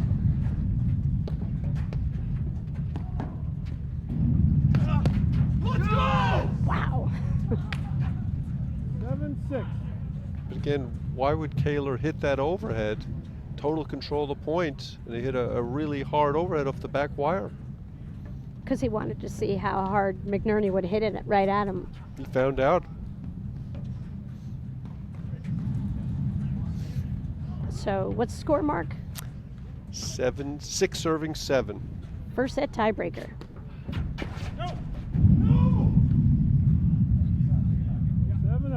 See how much more emotion you see from McNerney than you do from Broderick. And right there, Graham just had a great opportunity. Just get the point going. He's a little juiced over there in that deuce court.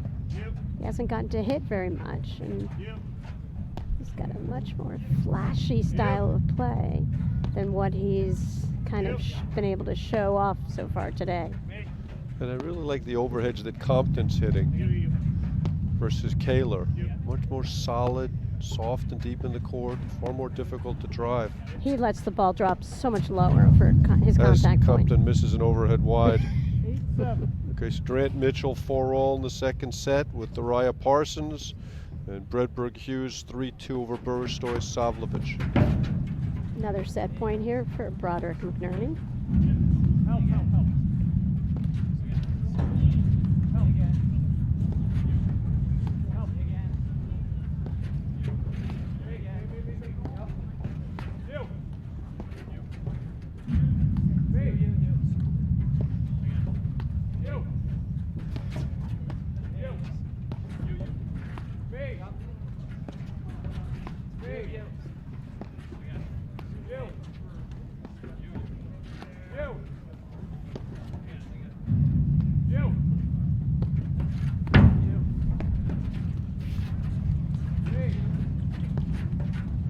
You. Tons of overheads right up the middle. Kahler's just going to lob his backhand, and Compton's just lobbing that off his forehand. You. Help. You, me. You.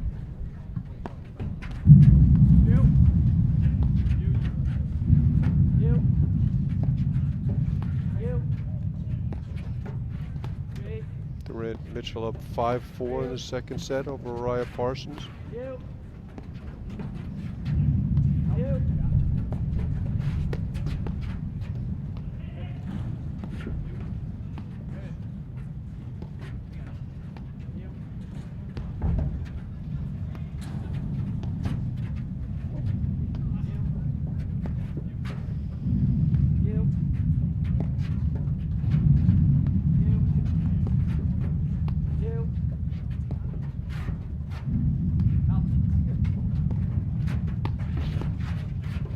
Looks like Dariah Parsons broke back for 5-all.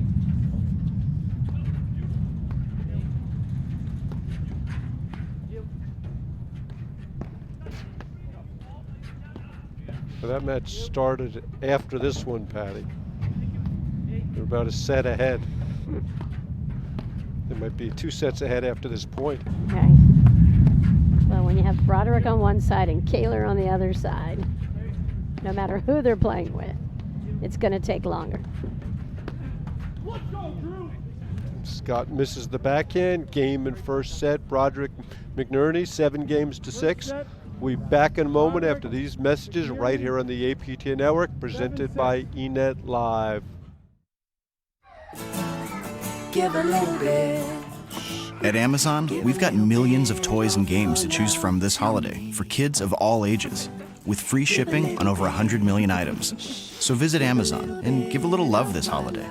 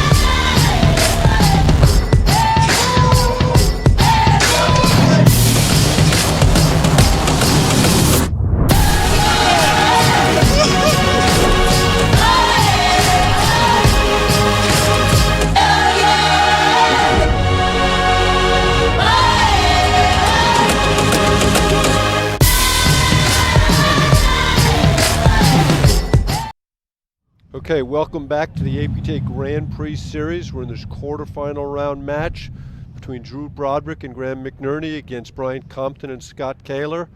First set to Broderick McNerney. Patty, what did you see? Hey, you know, it was a set of patience out there, and Kahler and Broderick are the more disciplined players that we see out here on the tour, and I think Drew's teaming up here with McNerney for the first time in competition. They're kind of sorting through a little bit of their coverages and styles of play. It's not surprising anybody who teams up with Drew Broderick is going to play a slow-down type of game. McNerney, I mean, we've seen him able to hit every shot in the book, but we're not really seeing the opportunity for that here because perhaps that's not what's going to make them the team who, emerges victorious here. So Graham's doing a great job sort of buying into Drew's disciplined play, and, not much separated those two teams. Clearly it was a tiebreaker, kind of missed opportunities, and I think it's just going to come down to if Scott Kahler, it seems like his play is the key play here. Had a little bad string in that tiebreaker where he made 3 errors in a row.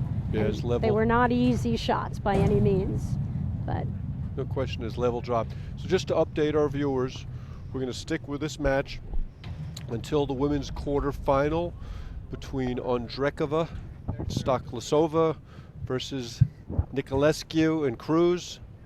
We'll start at 1:30. We'll be switching over to that at that point. Stoklasova. Mark, how do you pronounce your last name? Smith.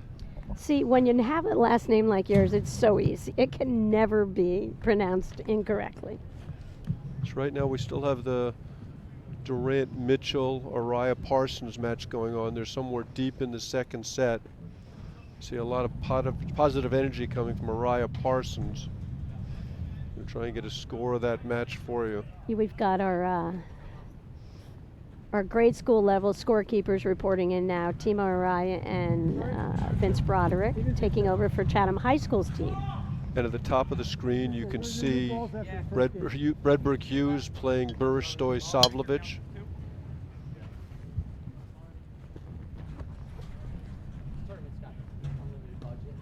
So you can say Roman's name effortlessly. Effortlessly.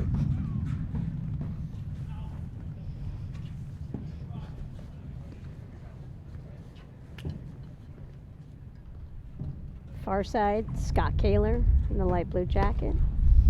Brian Compton's in all the darker clothes with the yellow paddle.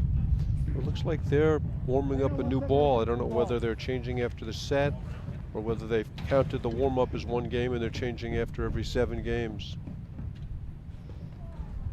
You got more? Or you want? I got one here. Give me another one. Umpires Mark Connolly. Ball boy Mark Bliss. I thought Connolly did the last match. Okay, Scott Kahler to serve. And give you an idea how cold it is, he's put his jacket back on. You're right, it's not Mark Connolly. My bad.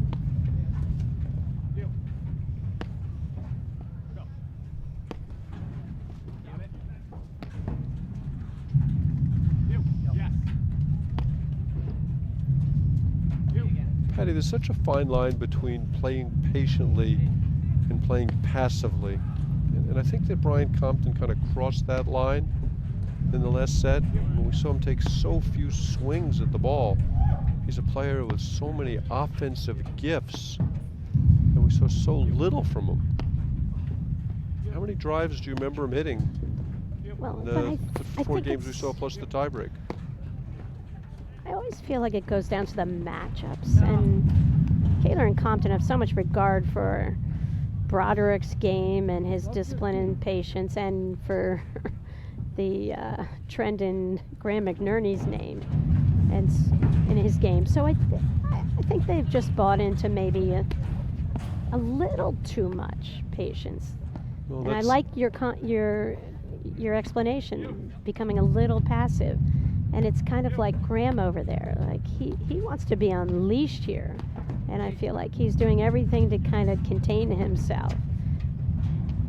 But that's not hurting them necessarily, where I do think Compton could provide a spark and take a little bit of the offensive pressure, off of Kahler, who really is only looking to hit offense off his forehand. Although on set point, he decided to pull out his first two-handed backhand in that set and miss the ball in the net. And Kahler can hit that two-handed backhand, but really doesn't pull it out that much.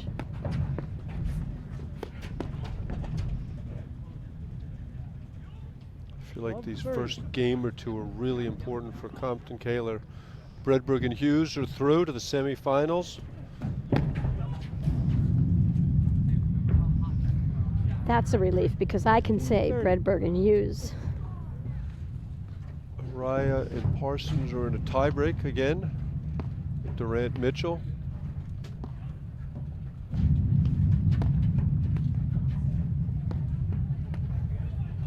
$15.30.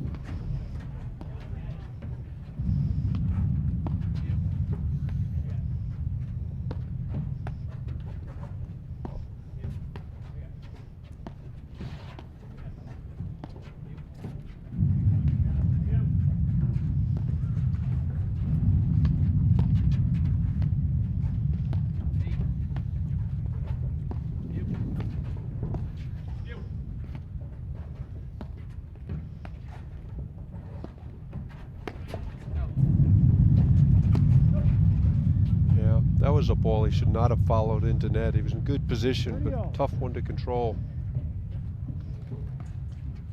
You know, Mark, I don't mind him going in, but I think if it's a flyer, you just let the ball go through. If it's real low, let it go through, and if it's a flyer high, you can't set your paddle. You don't see it in time, and you know you got Drew Broderick back there. I think it's okay to let it go through.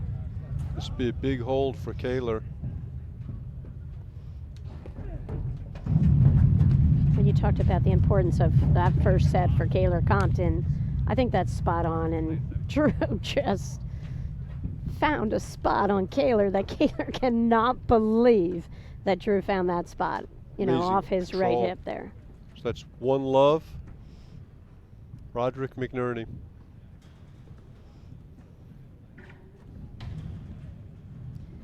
Mark, an advantage of having such a high co-announcer here is that you can watch 4 courts at once. I'm pretty much boxed out by the monitor. Broderick won the first set. Is it just the monitor that boxes you out, Patty? My tall cup of coffee just boxed me out.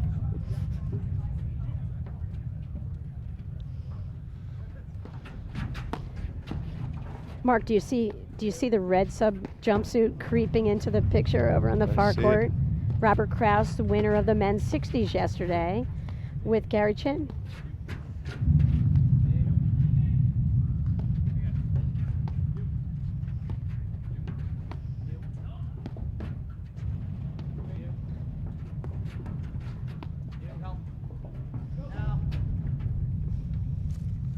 Love. Mark, again, this is a huge undertaking for the Short Hills Club to host this Grand Prix event. Shout out to Director of Platform Tennis, Squash, Dave Broderick, his assistant, Vanessa Petrini, Dave's daughter, Marissa Broderick, done an amazing job. Then we go over to the other staff here at Short Hills Club. We've got a great new manager, Katie Guzella, who's brought a lot of energy to this. She's the GM. We've got Jose, Orlando, Marvin. We've got the entire team kicking in and firing. They've been working overtime for a week. Short Hills Club had some frozen pipes, lost their kitchen, and just has put an amazing effort forth to be able to host this event this weekend. It's a great club. 5 paddle court facility, tennis courts, beautiful pool. Members here like to think about this as sort of, a little oasis in the middle of Short Hills, Millburn. Beautiful spot for their membership, and they are among the most gracious hosts of events. Their memberships will come out all day long, 50 plus volunteers to help pull off this event. So thank you to the Short Hills Club, all their members, and all their staff. Patty, feel like Compton and Kahler are in trouble right here? I do, Mark. Me too, Patty. Ooh.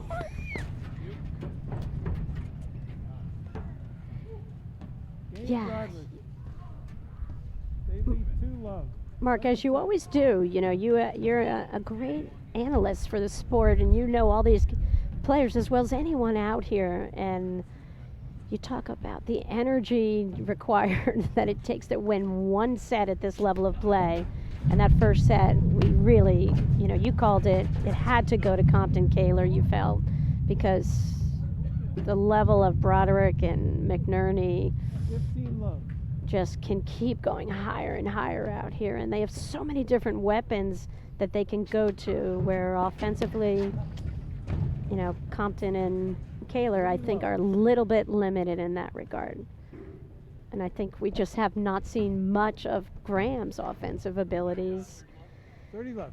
And it doesn't matter. They won their first set. They're up 2-love. Second set, quarterfinal action. Looks like the second set goes to Durant Mitchell over Raya Parsons in a long tiebreak.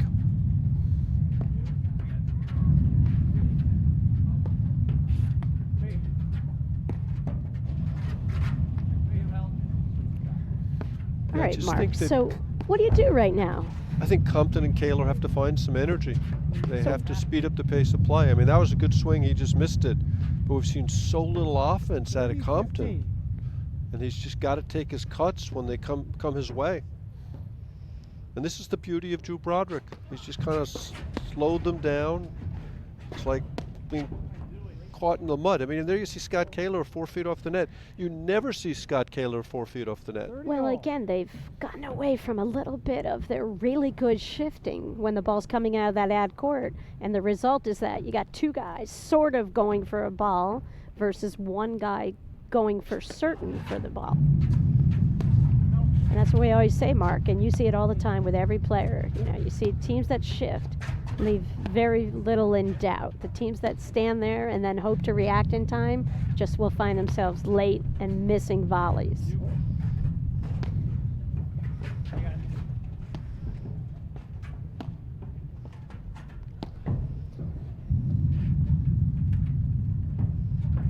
Great lob from Broderick.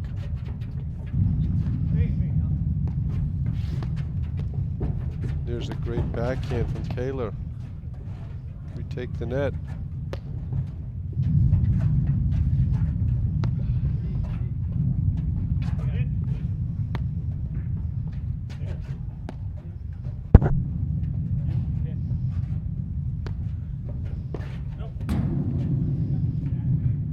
Whoa, that looked like my forehand, Patty. Well, I mean, he just kind of dumped it to Graham because he could just feel that Graham was getting a little antsy over there and just wanted to fire away on a shot. And he did.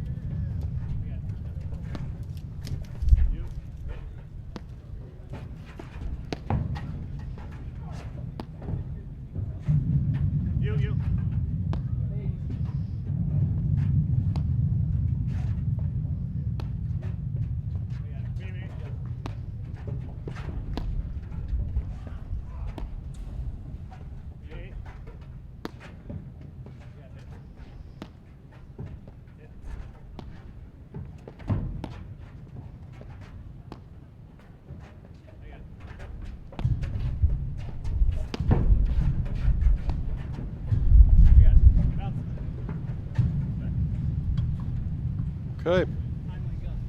That was a great eye there. Little wind came up. Compton. Broderick and McNerney lead 2-1, second set.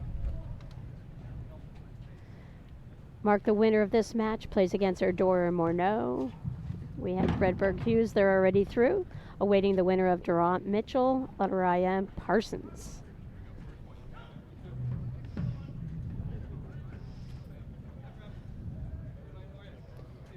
We started at 9 o'clock this morning. It's 1:30. Sit tight, because we got about 8 more hours of paddle coming your way from eNet Live. That's optimistic, Patty. Might be 10. Sandy asked me what time I'd be home tonight. I said, I don't think we're going to finish playing till 11 o'clock tonight.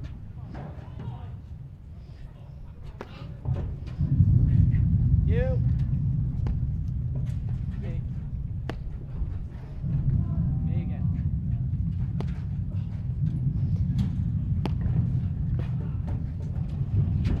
And it's so fun. This is a new format the APTA is experimenting with, and we have one day of action. So many great players. Match after match after match of spectacular play. And that's why we're going to show it to you all on eNet Live.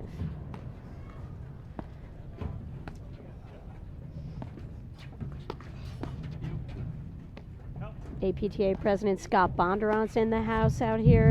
Ann Sheedy, Executive Director. Two of the most passionate people about our sport. Here to cheer everything on today. Compton and Kahler have got to steady the ship right here. You. I think they have an earbud, Mark, and they were listening to you. And Brian Compton heard you say, come on, when you get a chance, keep a little more pressure on. So there you see Scott Kahler blitzing. I think that's a great play. Wasn't successful, didn't lose him the point, but it speeds up the tempo a little bit. Puts another thought in the minds. So he makes the move up to the net, causes the net guys to hit a little bit more aggressive of an overhead, Mark, just a little bit more pace. You help. I'm just trying to explain all your brilliant thoughts. Me. Good luck with that. I know. You. Me. You. Me.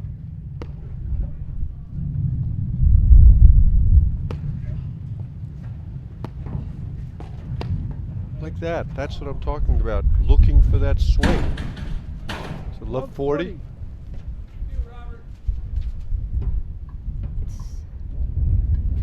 I think a ladder just fell down on the court, but Robert had his protective outfit on, so he was okay. You.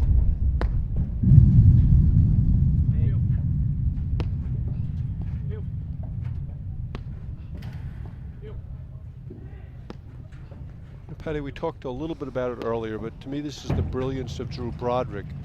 He makes every point so precious that he pushes you over that line from patience to passive. Help. That is deep, Mark, and spot on. Because you have to swing. When you have the shots to swing at, you got to hit them. You help.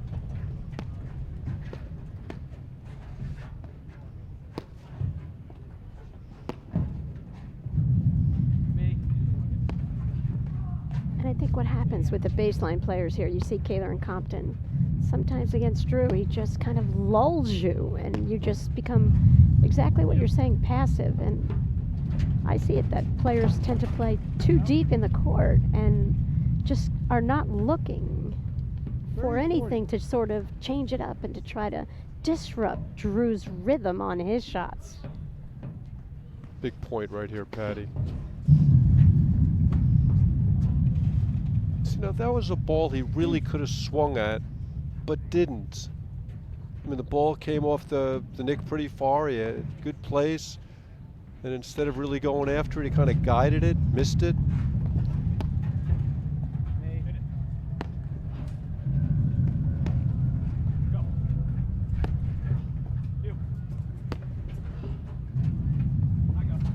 Get ready, Mark. The women are warming up.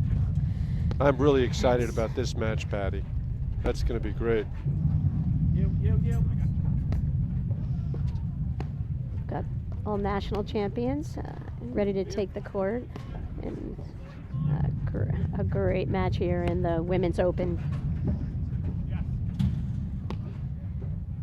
See, Mark, this is what I'm talking about. I feel like when Drew gets ready to hit, he just lulls people into hanging out back on that baseline. And I think it's where we like to see some players maybe try to short hop. Just try to do something a little bit disruptive to Drew. Just really hard to do.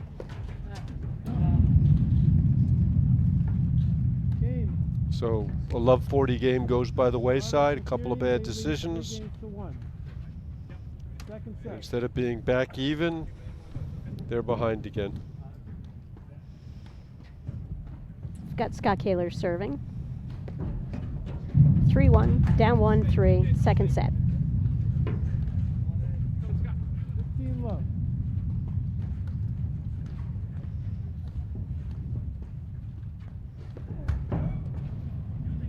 Scott's normally reliable serve has let him down on that ad court a couple of times today. Some big moments.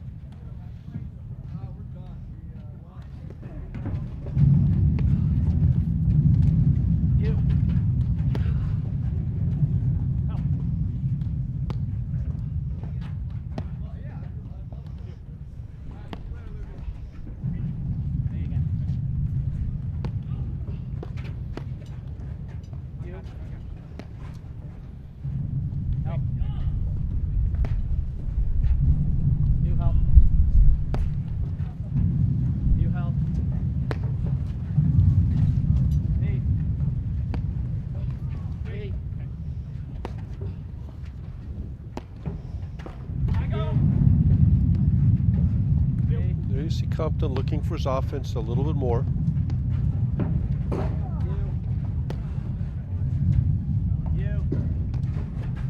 A couple of great digs from Compton, but the McNerney overhead is too much. 15-30.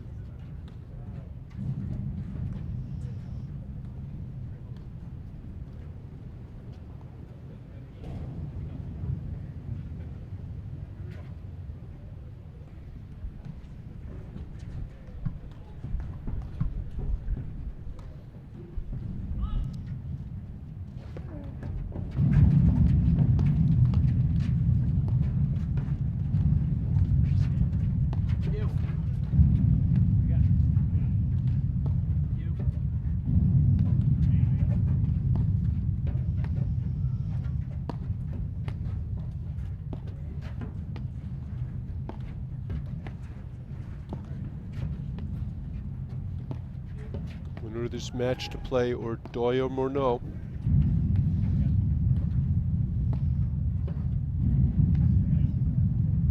One thing I see with Kahler Compton is I just feel like they don't have enough variety in their overheads here, Mark. I don't see that they can move their grips over and bring a different kind of spin. I mean, I'm sure they can, but I feel like continually to dump the ball when they're behind a set and down 3-1. Even though that's their style of play, I feel like something's got to give here. Well, I think that's a great comment, Patty. And if you take a look at the top teams, that's what separates the upper echelons of the game. I mean, there are not a lot of guys that can end points. Drew Broderick is one, Johan Durant, Mark Powers, Juan Araya, but it's a small group, and those are the guys that are the best players in the game. If you want to be one of those teams up top, you've got to be able to end points. You've got to have the variety in grips so that you can hit the variety of spins to open up the court and break down players. I'm going to put Martin Bostrom into that group also.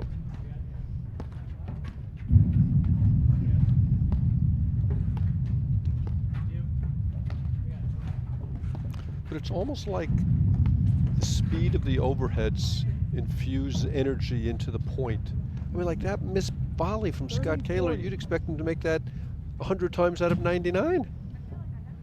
But the match is just such a slog right now, and Drew has just kind of like dragged it into the mud that he's missing shots that you'd never expect him to miss. Game Broderick. They lead 4-1, second set.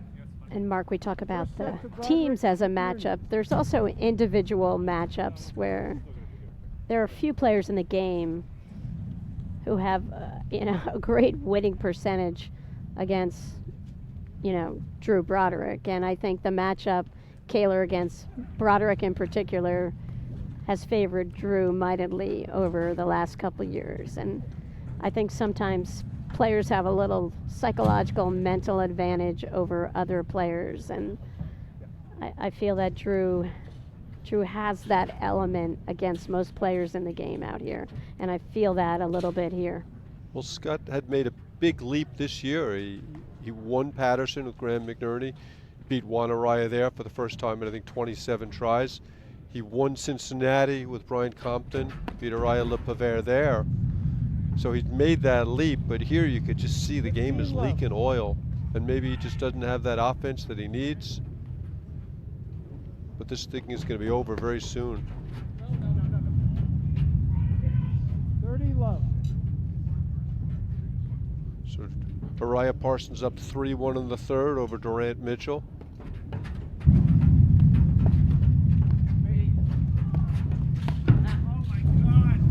Boy, Kahler is, you know when they say the wheels are falling off? The axles went with the wheels. The wheels in a bus are going round and round way too fast right now for Scott. Great move from Compton.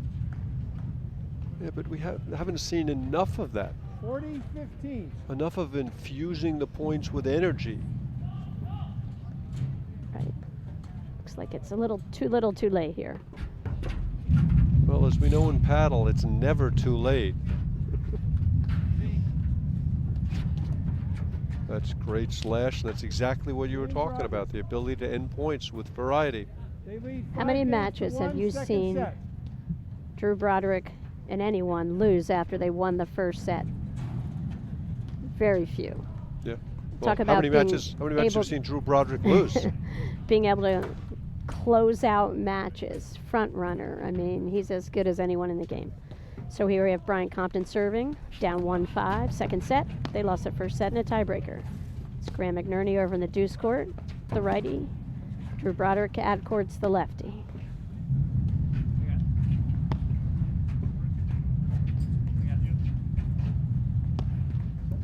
And these points all fall into the same structure where they're just dumping.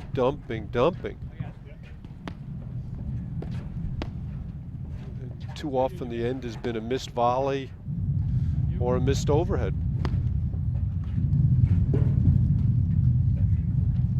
A little juice on that overhead there. Spin caused Drew to miss. A screenshot back there.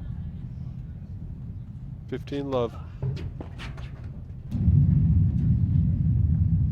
15 all. Good return there from Broderick. Was that a let cord? I mean, did it hit the net and go over?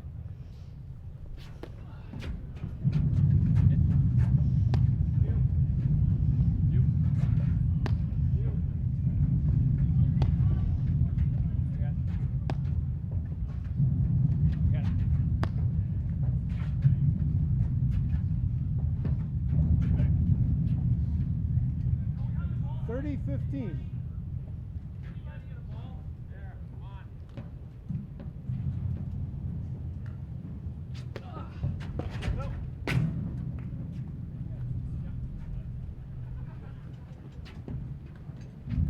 $40-15.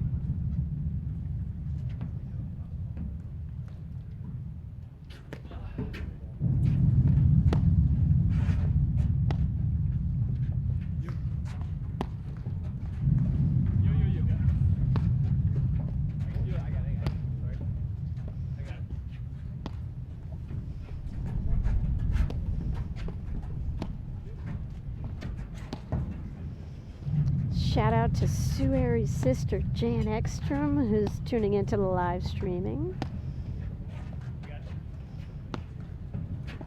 Sue's family grew up playing out of over in the Essex Fells, New Jersey area.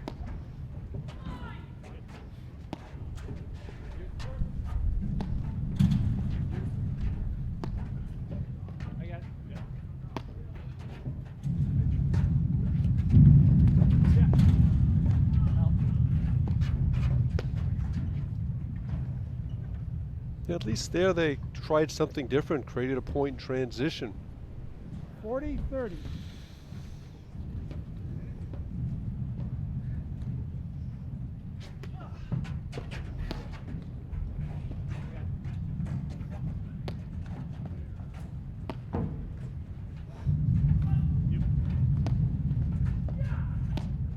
Brian and Compton wanted to get in the action market. Hit it down up overhead as well.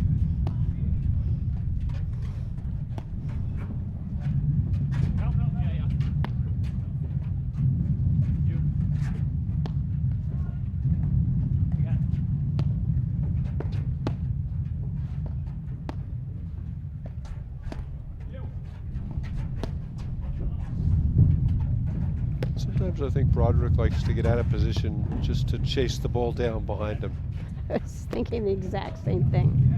And there he catches the nick. But that's the overhead you're talking about. Is you've got to have that variety. Be willing to hit that hard roller at the nick as they hold for 5-2. McNerney leads 5 games to 2, second set. Yeah, and he just let that ball drop, went for a different kind of shot. That was a nice shot from Compton there. Mark, when you're up here for hours and hours, do you get hungry? Never, Patty. Yeah, because we switched after 13, remember? Yeah, that's right. Okay, so the umpire's now saying they switched after 13, so they're counting the warm-up as a game. Mark, I'm distracted. I dream of fried chicken right around now. I don't know what you're talking about. So Graham McNerney will serve for the match. 5-2, second set.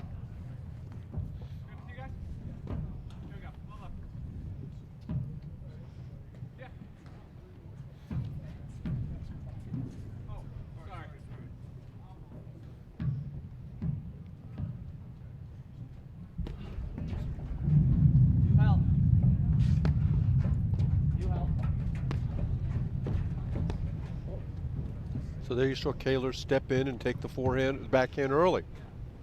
Got to be more of that.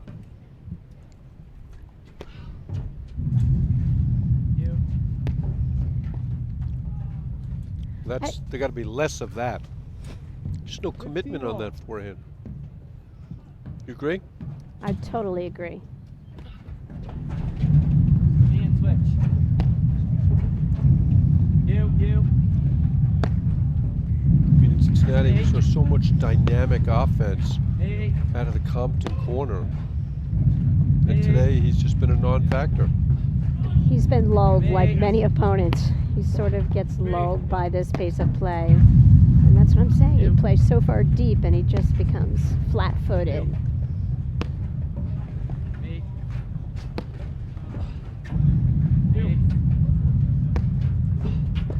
Raya Parsons up 4-3, third set.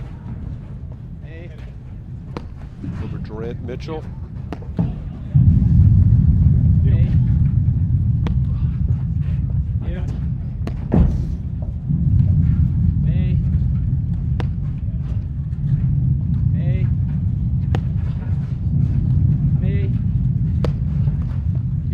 And I do think we have to attribute part of this to the Broderick overhead being so good, as well as the McNerney overhead.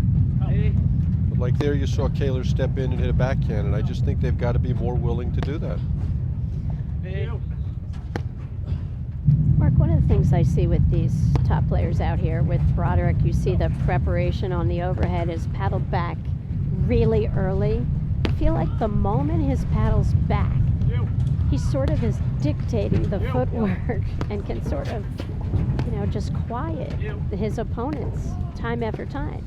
And so he holds the paddle back, sets it early, and then he sort of waits to see, if there's any movement from the baseline guy. And that's how disciplined he is. Then he chooses his shot. 2 points from the match.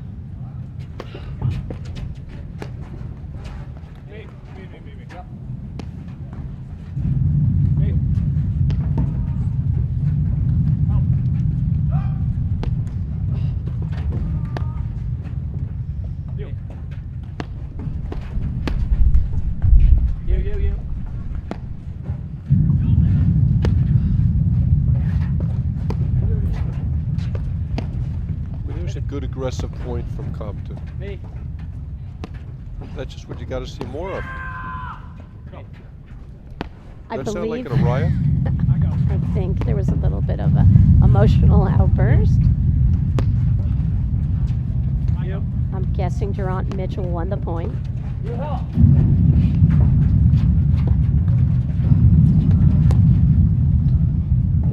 And Great move from Kahler, him. who's as good in the country as 40-15. closing off the net, gets caught off the net with a forehand volley. Well, he didn't shift over, Mark, and so that's why? why he got handcuffed there on the shot from Graham. I think he decided not to move 40-30. over. Match point number 2, 40-30.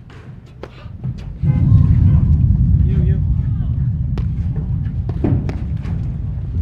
You. You.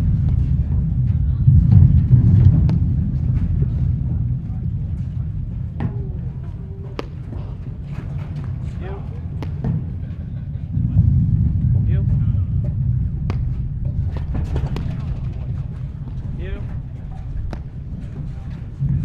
Out here.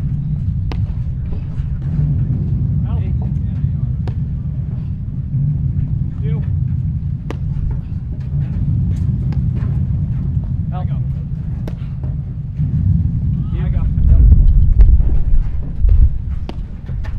Hit it. Hit it. You. You. You. Help. And there it is, game, set, and match. Broderick, Game, McNerney, set, and 7-6, 6-2. They'll face Irdoja, Morneau for a spot in the finals. Patty, any closing thoughts? You know, once again, deep thought. The best team won, Broderick and McNerney. I mean, they were head and shoulders above these guys. That was a great first set, but they just separated themselves in that second set. Okay, we'll be back with the women's quarterfinals right after these messages right here on the APTA Network, presented by eNet Live.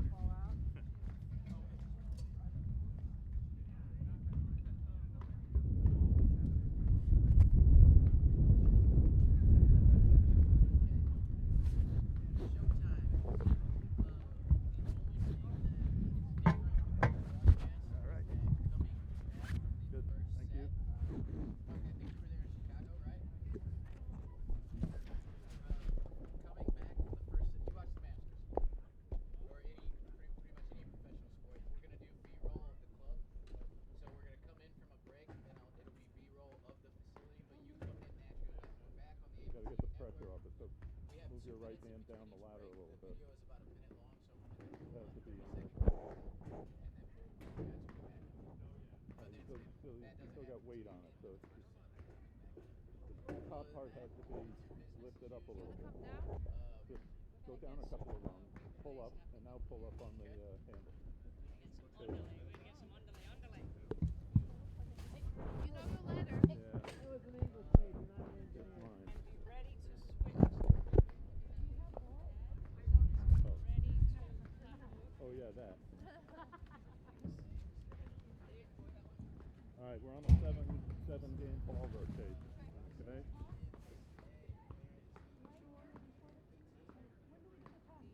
Anytime you want.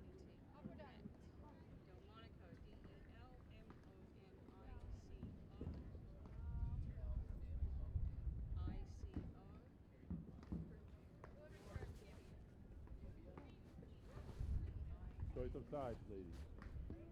Okay.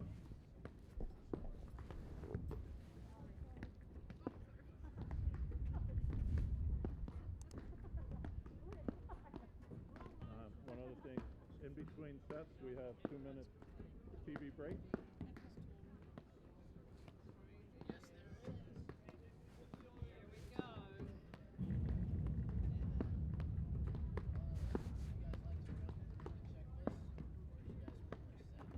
What is it, quarterfinal? Forgot to ask.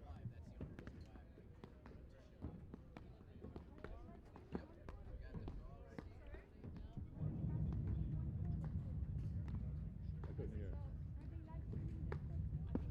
This is the main one, that's secondary. So there are more cameras on this than that one. So you're on candid camera. Yeah.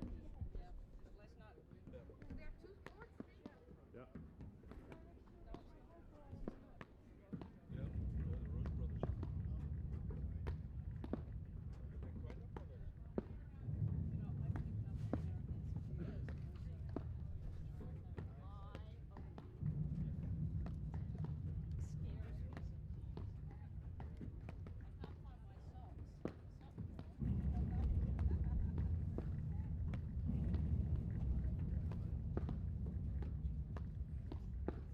I would say that's a slight improvement. Although we lost the background. There you go.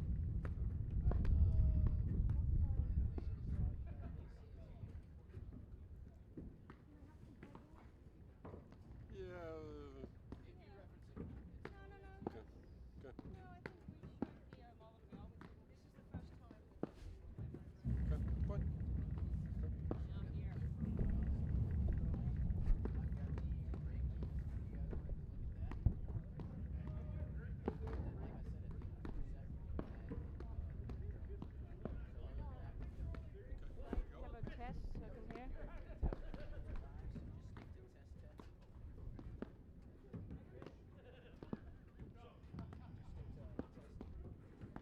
Testing 1, testing 2. Testing 1, testing 2, 3, Testing 4. 3, testing 4.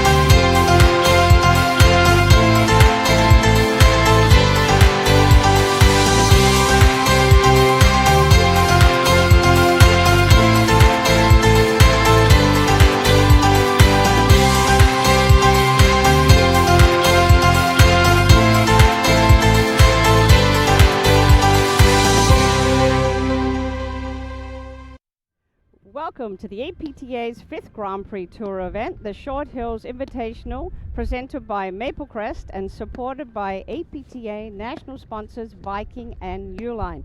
We are live on the APTA network, presented by eNet Live. I'm Jerry Viant, along with Mark Fischel, bringing you the women's quarterfinal between Martina Ondrekova and Vicky Stoklosova, and the number 2 seeds, Liz Cruz and Gabby Nicolescu.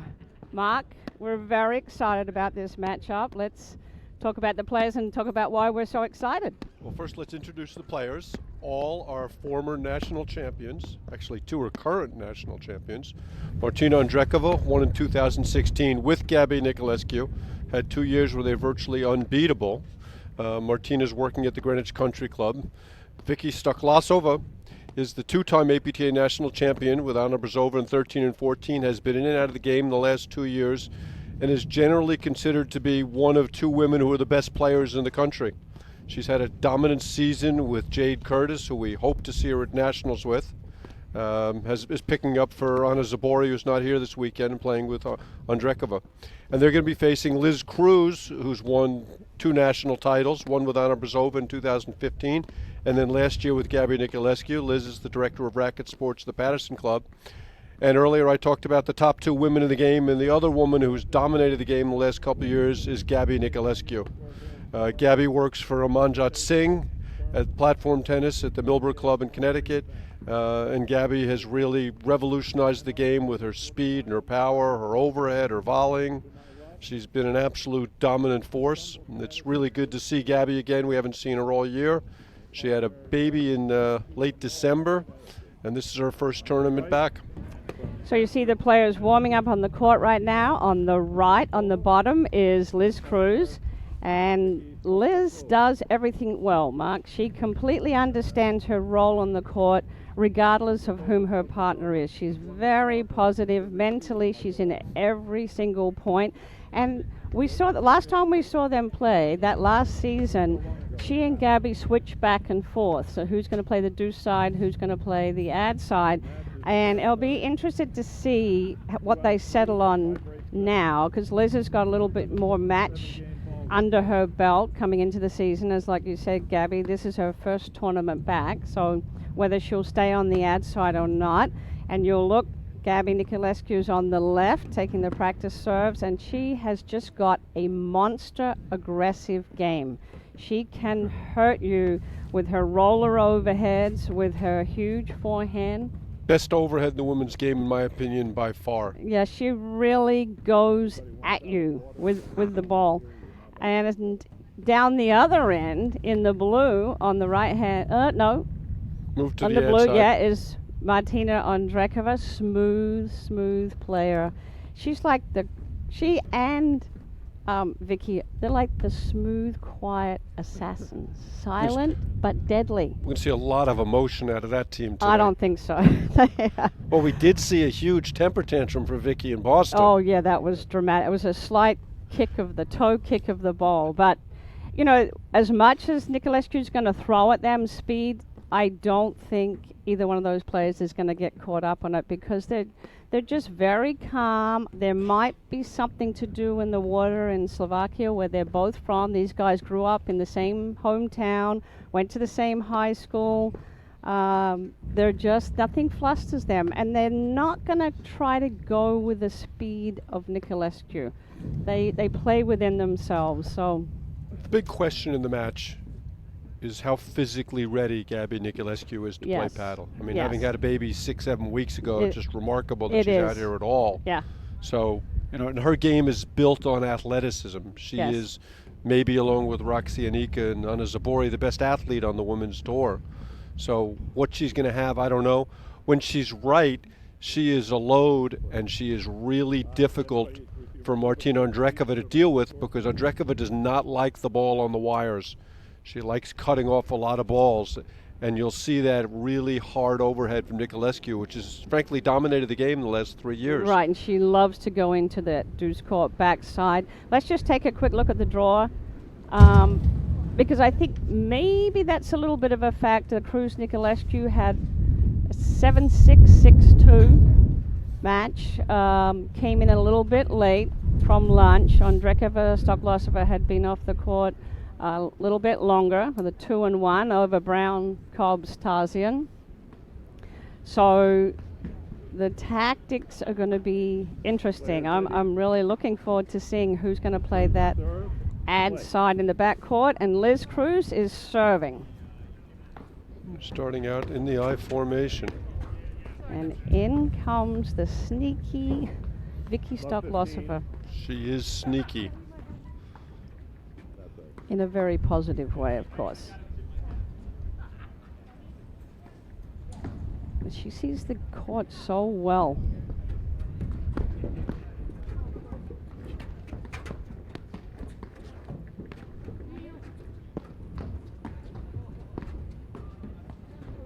So it's Liz Cruz is hitting the overhead. She's on the left. Gabby Nicolescu making a little guest appearance on that volley. I'm sure the first 4 games, like most matches, Mark, coming back from lunch, going to get a feel for the ball. The temperature, it's not warm. You can see they've all got their jackets on. I don't know exactly what it is, but I'm sure Kelly, our producer, can tell me the temperature. Oh, we're at sunny 32 degrees. But you can see the wind still moving the trees around. Couple of missed forehands. Yeah, that guy, water there's bottle a rolling water in the bottle, corner. yep, blowing across. The good news is lots of clothes are being taken off. So obviously everybody's warming up, ready to play.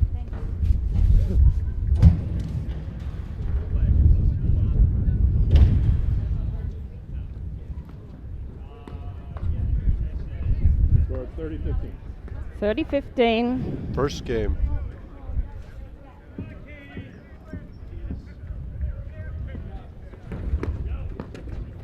That's what Stoklosova does so well. She sets up so early that she's able to pull that returner serve wide cross court. The only weakness I see in the Cruz-Nicolescu pairing is neither of them serve particularly well. So you're going to see a lot of swings for Ondrekova, Stoklosova.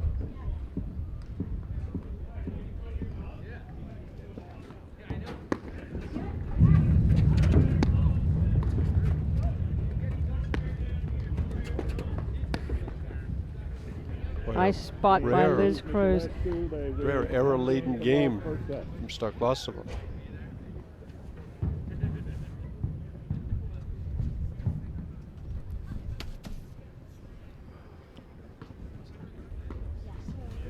And Liz Cruz is just such a positive partner. You saw that fist pump right there. I mean, it's the first game, and I mean, all 4 players know how important every single point is, but Liz Cruz is really the cheerleader on that team, and she'll pull Gabby up if Gabby needs a little spark.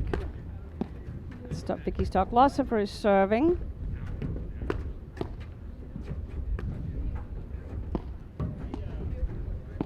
Let's see where the spot is on the court for their placement on the overhead. In answer to your initial question, Jerry, is Nicolescu's playing the backhand side.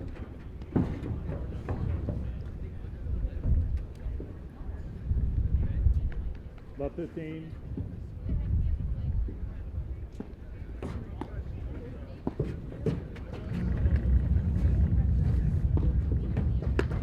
So they're not going to want to give Liz Cruz too much speed on that backhand because she loves to generate shots off of that back screen with her backhand like we saw just there.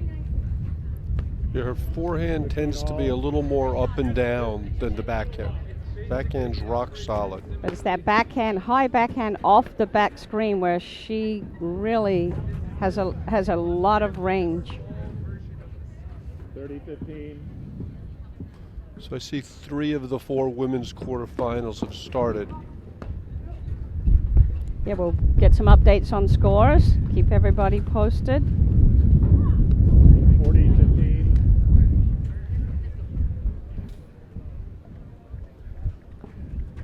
You see, Stoklosova doesn't have a lot of pace on her serve, but she places it well. And she allows herself the time to get right on top of the net. So 1-1, first set. Gabby Nicolescu serving.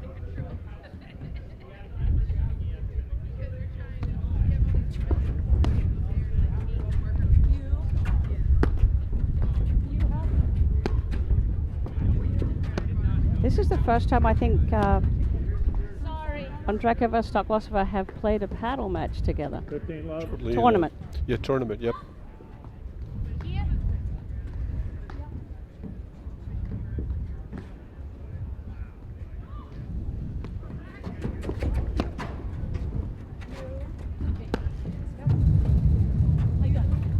Now you see Cruz switching to have her overhead in the middle, which is not normal. That would make you think that Nicolescu isn't 100%.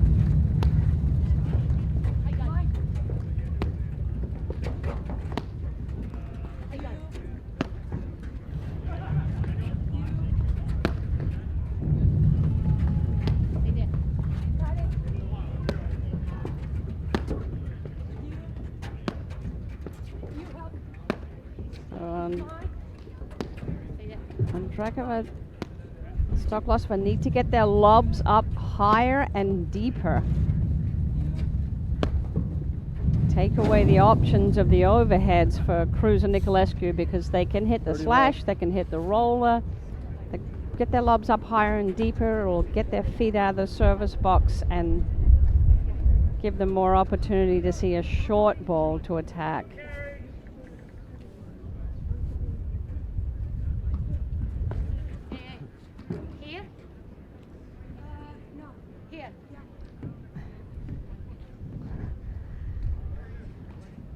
Gabby Nicolescu heard the call but didn't like the first one that Liz Cruz was pointing. You see her hand, Liz Cruz' hand goes behind her back and she's giving the signal.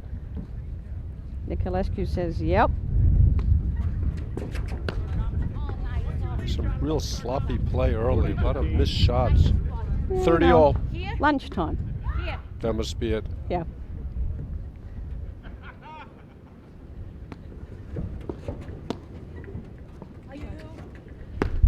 The ball sounds heavy to me, Mark.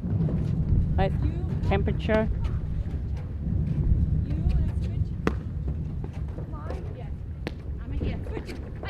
You saw that coming, and that's vintage Stoklosova. Lob between them, get the short ball, and she saw the opening. A little bit of confusion from Cruz and Nicolescu there. 40-30. Point for 2-1.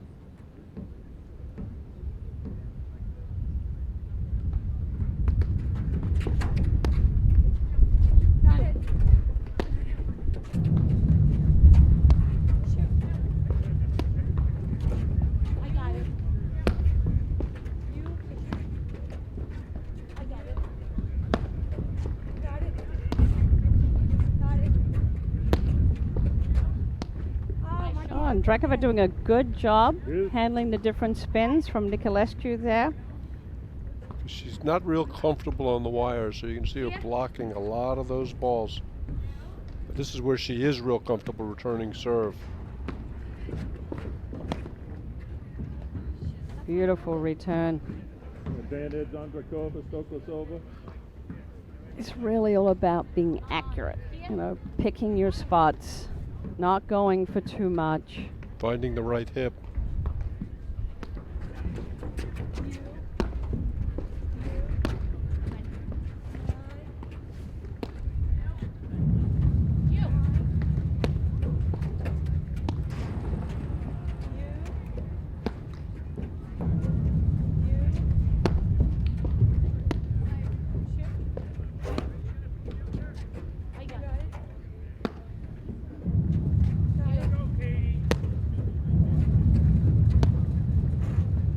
So that roller that Nicolescu has, when she hits it hard into that screen, she's looking for a drive. Then she closes the net to try to volley behind them. Ooh, showing some foot speed there. Great touch. Ondrakova, Stoklosova, they lead 2-1. So from 40 love down, they come back to break. So Mark, we just want to take a moment to thank one of our national sponsors, Uline. They are the leading distributor of shipping, industrial and packaging materials to businesses throughout North America. They ship over 2.5 million boxes every day, but they are so much more than a box company. More than 32,000 quality products are always in stock and ready to ship. Outstanding customer service means they're here when you need them 24 hours a day, 7 days a week. Uline, the best selection, products, and people for an unforgettable customer experience. So what do you see early, Jerry? I see 4 players just still getting into the match. No real tactic other than just picking their spots. It is a cold day, and as you pointed out, it's a cold ball, but I don't see the ball jumping off of Nicolescu's paddle like it normally does. Right. That's what I was saying before. It sounds really heavy. It's a heavy thug. So it's not going to be forgiving. You know, their touch shots, they're going to have to really be on top of the net. From the deck, they're going to have to swing through the ball completely. And this is not what Andrekova and Stoklasova want to see. Gabby Nicolescu coming at you. 15 all. That was a deep lob. And let's see a little bit of rustiness. You know, Nicolescu can hit the roller when she's outside of the service box. It's a really tough shot. But you just see she missed that one long. Probably more a function of having not had a lot of court time. Yeah, because she hits that shot from everywhere. It's a remarkable overhead. A little bit of hesitation. 30-15.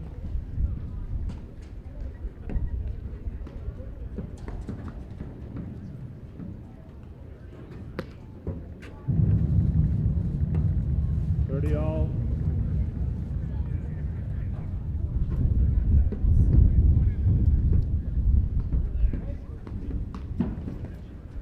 Martina Andrekova is serving.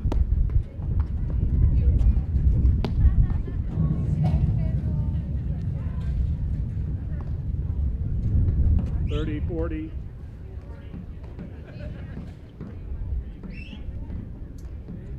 Break point. Forehand there from Nicolescu takes us to 2 all. And that's, you know, that ball is so heavy and is not coming off the paddle that volleying up is going to be impossible, really. You just don't have the, you know, the ball is not warm enough to bounce back up. So you really got to get on top of the net. Like Nicolescu loves that drive-by cut-off first volley. So Andrekova has got to look to hit behind Nicolescu to keep her at home. As Stoklasova did there. Nicolescu does as good a job as that as anybody in the game.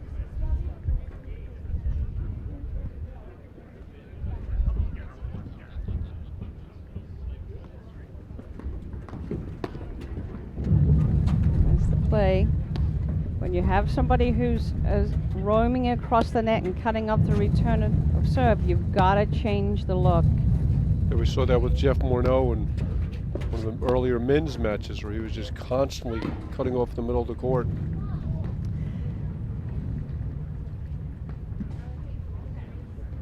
.30.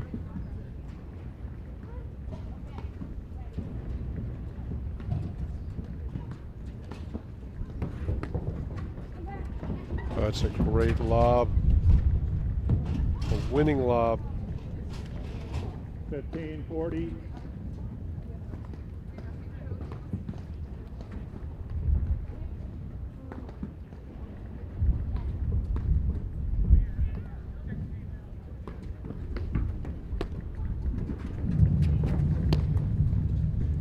And I love how Cruz Nicolescu will play some I formation, will stay back, 1 up, 1 back, both back, always looking to do something different. I think that's great strategic thinking. And they've also got the flexibility in the backcourt because they both play deuce on the ad side.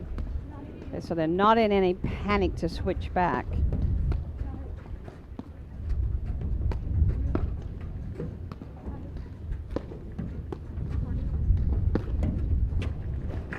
Yeah, he just cannot lob that short to Cruz Nicolescu. The ball is definitely going to die in the screens today. That side back is going to be like a rock. Especially a problem given that Andrekova's screenplay is not her best. You see the setup here at the Short Hills Club. There's 5 courts at this site. Nice wraparound deck. And that's just rust right there. So indecisive on that swing. That's a ball I think in 2 weeks she eats up.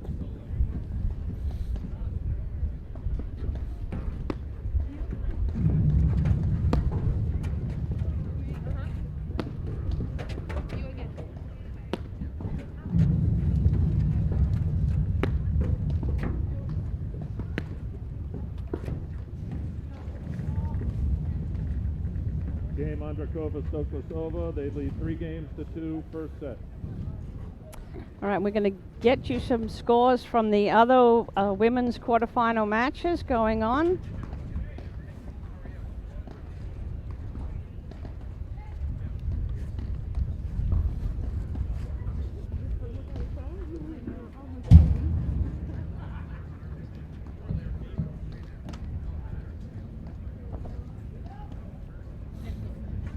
Sense some nerves on the court, Jerry?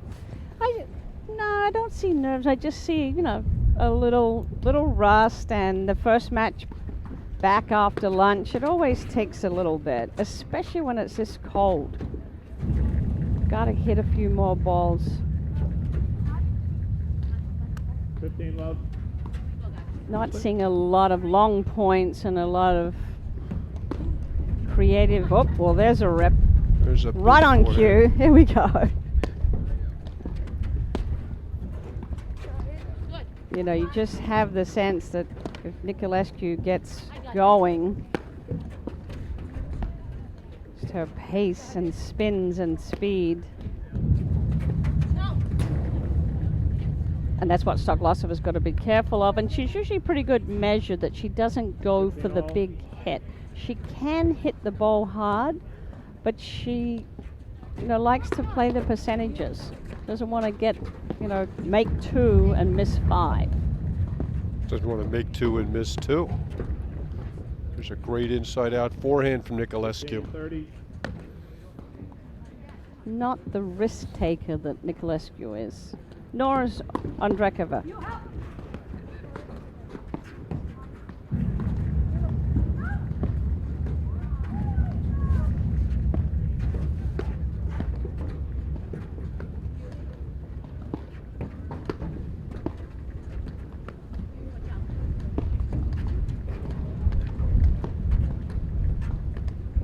Martina Andrekova has a flattish overhead. She's on the right, and she likes to line up the neck. Her whole game is relatively flat. Her ground strokes, her serve, everything she does. Yeah, off the deck, very smooth, but flat. Not a lot of top spin.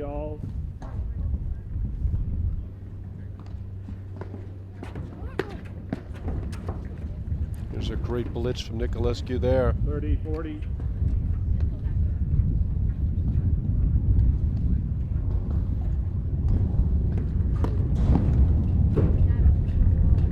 Another big forehand.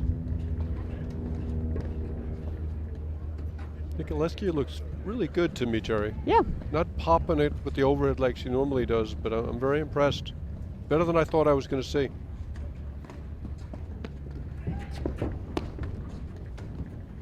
Good pressure by Stoklossova there, moving in behind that dipping return from Andrekova, and puts the pressure on that first volley, especially if you have to volley up.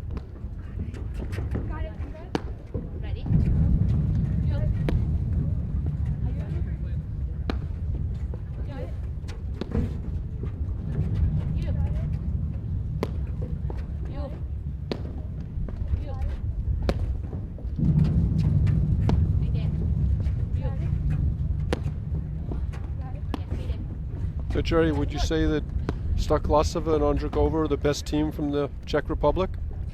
From Slovakia? Yeah, shout out to their parents. I believe we gave them a heads out and they'll be watching.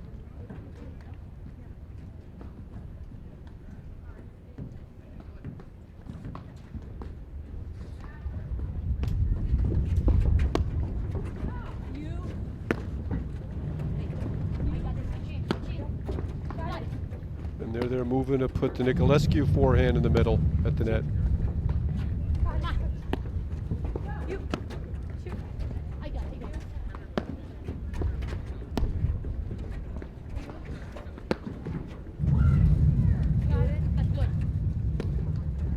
There's that great Nicolescu roller.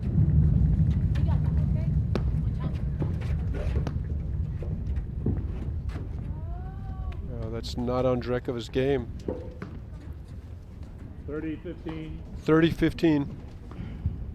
Oh, we got some scores from Delmonico Gabier. They are up 5-3 against Barron and Anika in the first set.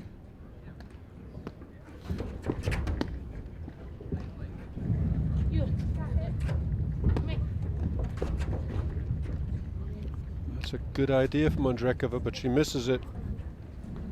40-15. Here? Okay.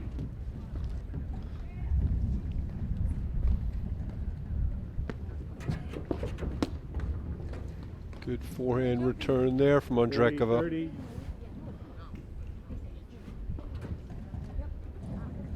Here?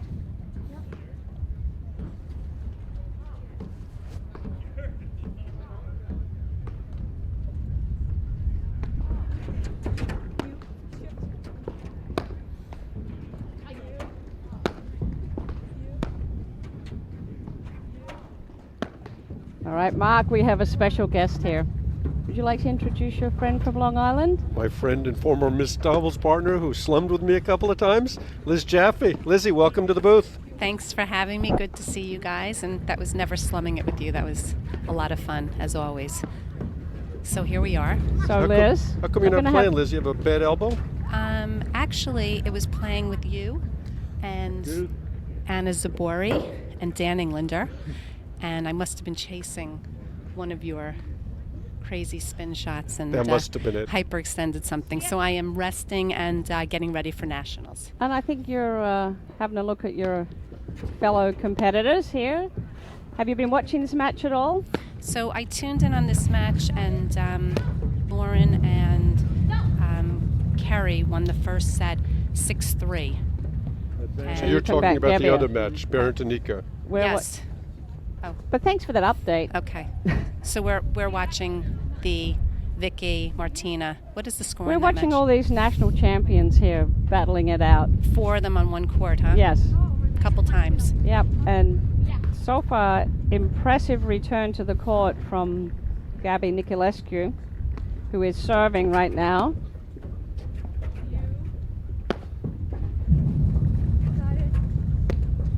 So Liz, you've been on the court against Nicolescu and Liz Cruz multiple times. What does it feel like? You're the deuce court player? Yes. What does it feel like to receive that hard, heavy roller from Nicolescu? Like, it feels like you're getting hit by the ball is like a truck hitting your paddle, and you better get out of the way before Gabby hits the ball, or you're not going to catch up with it. She really hits it hard to the back side. Vicky anticipated that early enough and was able to get there. It always breaks the same way. It always breaks to the right. Gabby. Yes. Gabby. So I think it's really such an effective shot when she lines it up and hits it straight at the deuce court player's left hip. So they have to move out of get out of their own way, and then have to chase it. So you saw Stoklosova there try to help Andrekova out. Andrekova stood still, but then Stoklosova had to be a track star to go all the way over to the side screen. It's a problem. And that's one thing about Vicky. She has great anticipation. So as soon as she saw Gabby lining up, she took off for that ball. And that shot that Gabby, when she lets the ball drop and hits it hard, it's really tough to get out of the way of the ball.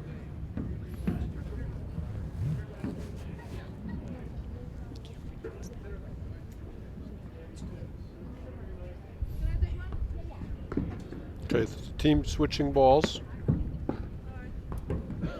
after 7 games. Now you can see the sun, see the shadows there. So the sun has swung around now, obviously to the south. So I wonder if that's going to change the tactics at all about where they hit their overheads into that ad side screen.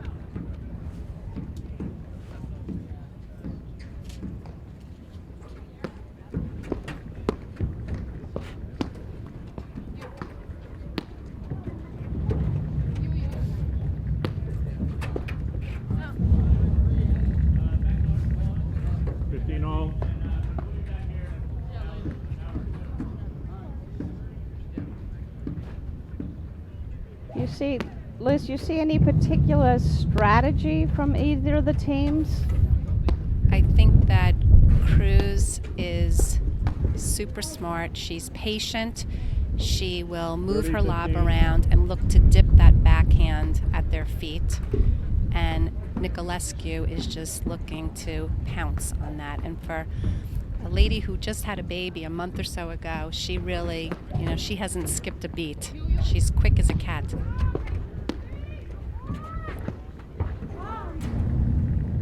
And again, anytime you see Nicolescu moving forward, you've either got to get right on top of the net or you've got to bail before she makes that swing. Mark, what would you do? Would you bail or would you stay? I wouldn't have been at the net in the first place, Liz.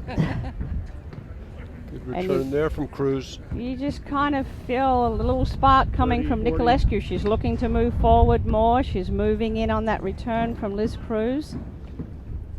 I think she's getting more and more comfortable out there as well.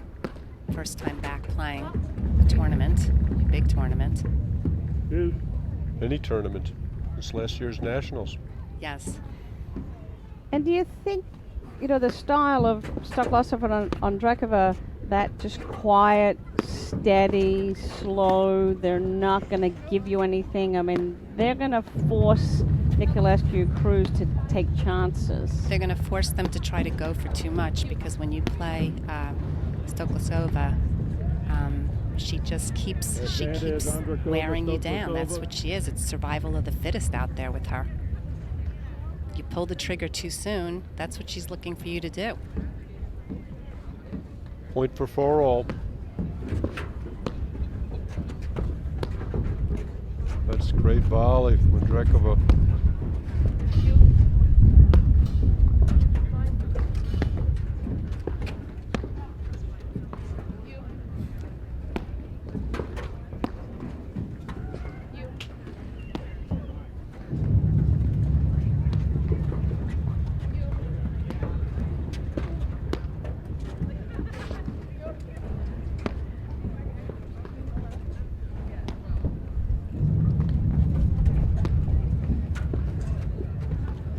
Cruz misses the backhand wide, and we go to 4-all. That's a rarity. 4-all first set.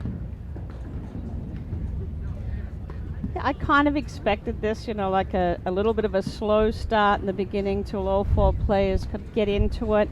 And I'm not really seeing a clear strategy from either side, like something that they're going to go after. High percentage shots. Hennish van Starnberg up 6-2, 3-love. Against Manley and Ruloff. I think the four of them are feeling their way around. I mean, Stoklosova and Ondrekova, they haven't played together before, and Cruz and Nicolescu, as seasoned as they are, Nicolescu's been out, so I think they're getting to know each other again. Now, Liz, in Ondrekova and Stoklosova, you have two competitive athletes who don't show a lot of emotion. When you're playing with somebody, do you like to play with someone who's got the same fire you have, or do you want someone who's a little calmer out there? Not that anybody could have more fire than you, Liz. That's funny. I think that it's good to have a balance. I think you need somebody on the court who may be more of an alpha dog, and with those two, they're super calm. I think that Stoklosova, it gives you incredible confidence playing with her, because she's not going to make a mistake. And it just, you feel super comfortable playing with her. So I think for me, playing with someone like Jade Curtis, she gets fired up when we're playing, and I was doing my best to keep her calm in the tournaments that we've played. So every team is different. I don't know if you heard, Liz, but I said before that Ondrekova, Stoklosova come from the same town in Slovakia, went to the same high school. It's a town of 90,000 people, and these are the two best paddle players out of that town. We know of. That's interesting. I mean, how cool is that, really, when you great. think about it? And if you see them when you're walking in the parking lot and they're walking in front of you, you don't know who's who. from the back. The You know what, same they, body type. Yes. they do not have to hold their paddle up if they speak in their native tongue. Well, maybe Gabby Gillespie might pick up a She's few from that words. part of So the yeah, world. maybe that's probably smart, just in case. Pretty safe bet with us, though, Liz. Right? That's true. Funny. Lizzie, you're fluent Romanian, right? Fluent. All those years of having Romanian staff working for you. Yes. You see Liz Cruz deciding to stay back on that return. As Martina Andrekova hit such a heavy, flat return.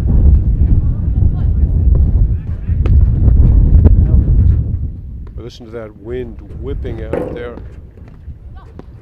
That's a great exchange. Good get. And that was a quicker pace of underlay there. Little pop out volley. And a lot of times that's what Stoklosova does to you. She'll change the pace and it catches you off guard. She moves her lobs around so well that it's a herky-jerky when you're playing against Stoklosova. And look, take a look at that perfect court positioning of Cruz and Nicolescu. That ball goes into the deuce side, and they're covering those 2/3. Little touch volley from below the level of the net. How hard is that when it's 32 degrees? That's very, very difficult to make. She's got good hands, though, Cruz. And she was off the net when she hit that as well. Not easy. All right, 30 all, 4 all. Who wants it the most right now? Big point of the match.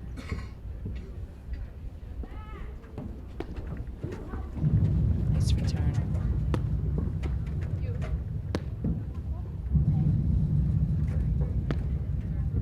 You see the Cruz Nicolescu are not in any rush to switch back because they're both equally comfortable playing that side, and Stoklosova hits a smacker right at looking in the mirror. Nicolescu. Say, here, take that. I can do that too. Beats her with her own game. Point for 5-4. Gabriele Delmonico took the first set 6-3, and they're up 2-1 in the second set against Barron and Anika. Yeah, she misses it long. It's a good leave. Game Andrakova, Stoklosova. They lead 5 games to 4, first set.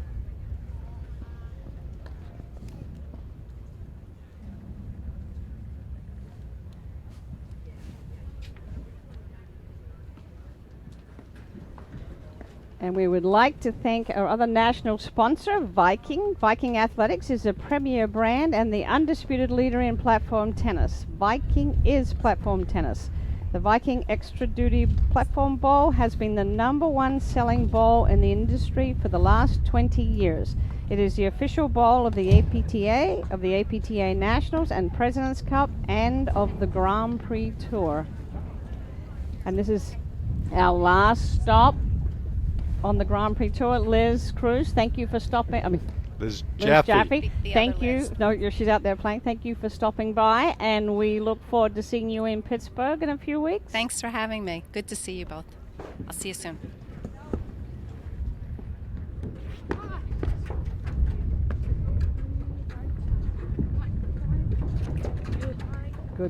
Good let there.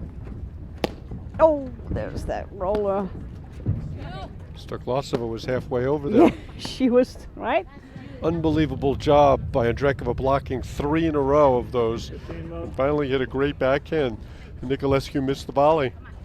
You know, and to block that much speed and spin in this temperature, you really have to have your legs under you.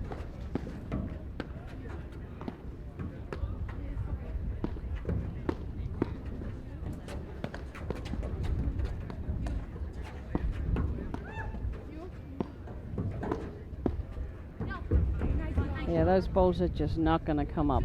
I mean, that is truly a drop shot. Yeah, or a shank shot. Drop down. 2 points from the set. That's a great spot from Cruz. 30-15.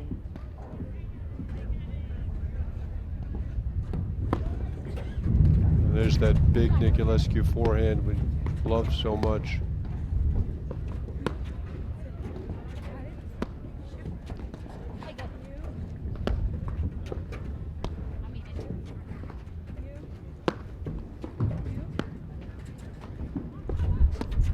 Boy, Andrekov is doing a great job of getting that ball to dip as it crosses the net, making it very difficult to volley. Back to 30 all.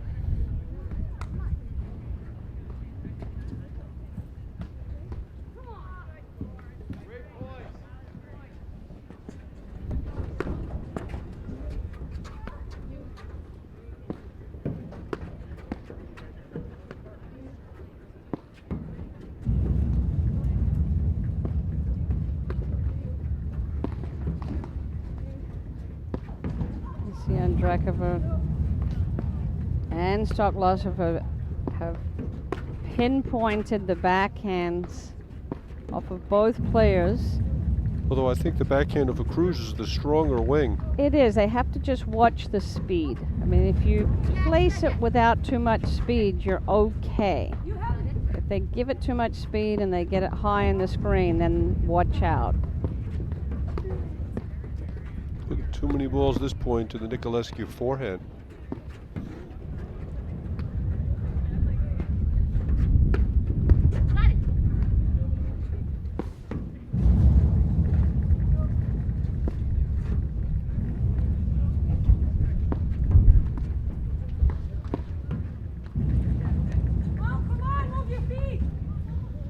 We've got the other women's quarterfinal, Prop and Spears. Set point here, Jerry.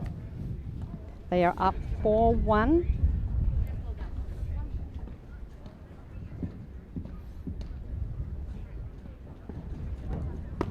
Such a well-placed serve down the tee.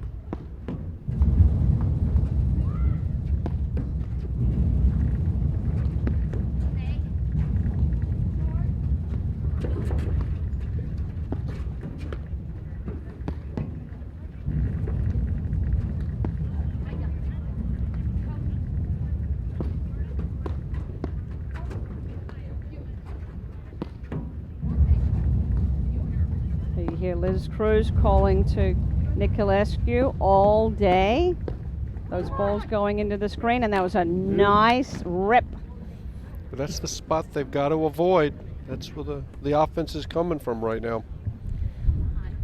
Much prefer to see her dip that overhead soft and deep to Cruz rather than try and force it against that side wire. You see that calm rhythm of when the ball goes into the screen. Nicolescu putting pressure on that first volley, but coming in behind. Again, same shot. Too fast, too short. Advantage Cruz, Nicolescu. But it's that down up overhead into the Nicolescu forehand. That's their offense. Oh my God! She will not be happy with that miss. Good supportive words of wisdom from her partner.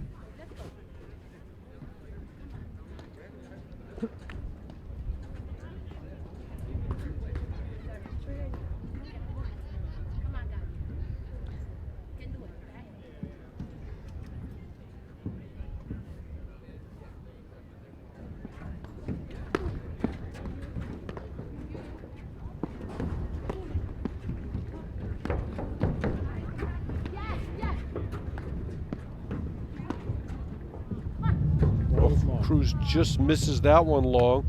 That brings us to set point number 2.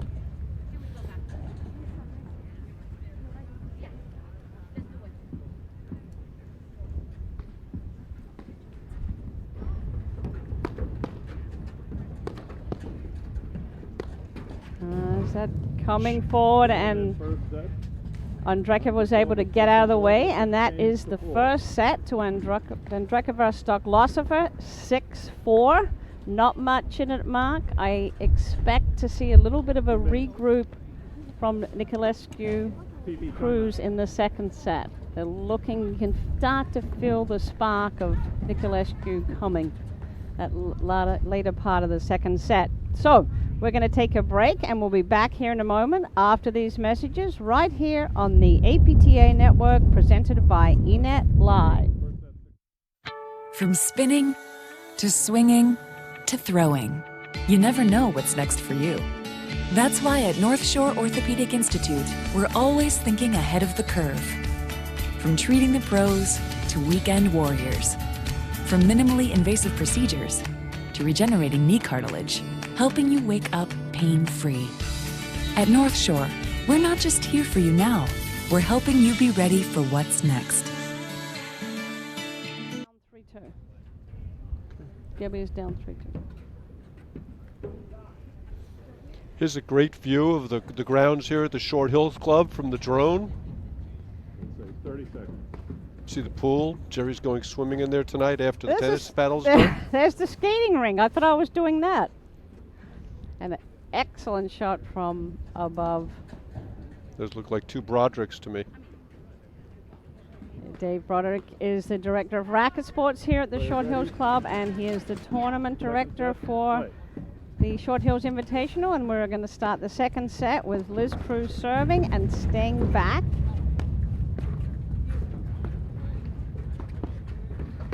Smart play by Andrekova going behind Nicolescu. Got to keep her honest. And like I was mentioning before, Mark, there's a calmness. Everybody comments about how the top level players are so calm when the ball goes into the screen. And if you listen, it's always the same rhythm, as if it's a side back or back side on a regular flat overhead. It's hit, hit, you hit. I don't get rushed into the hit, hit, hit. So calm, normal behavior when the ball goes into the screen allows them to set up offense. And Nicolescu got rushed there.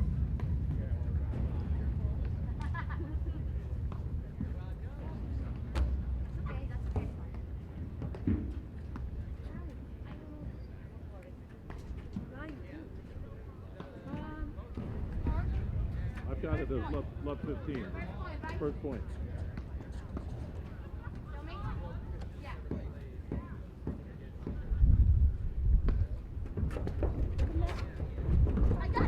That's the second spectacular lob Stoklosova's hit.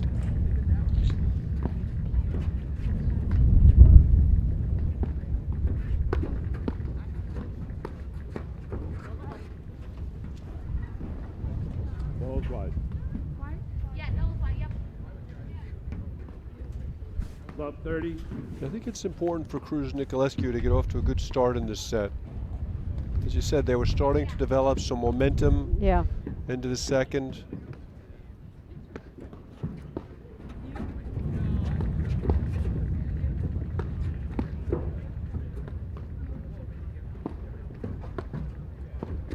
Yeah, and Andrekova, Stoklossova are going to stay steady and consistent and pick their spots. And it's really going to come from Cruz and Nicolescu making something happen. And usually when it comes from Cruz and Nicolescu making something happen, it's Nicolescu. Set up by Cruz. Like that. I mean, that was a beautiful lob down the line, deep.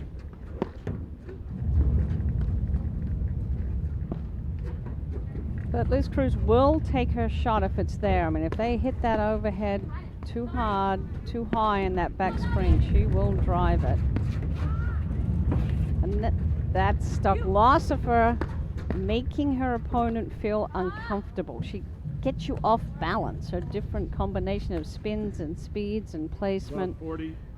Great get there from Nicolescu to no avail. Love 40.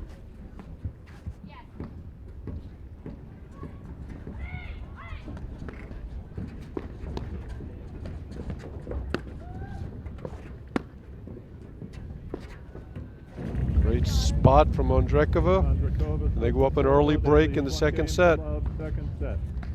So Mark, I know you were a fashion guy. Absolutely.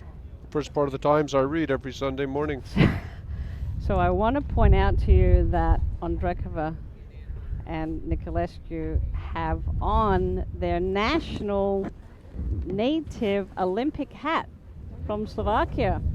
Those hats were worn by their Olympic team in Sochi, And you can see them, it's got an extra thick layer. I was checking it out at lunchtime. They were giving me the story behind that. Excuse me, behind that. Great spot there from Cruz. It's in the garage.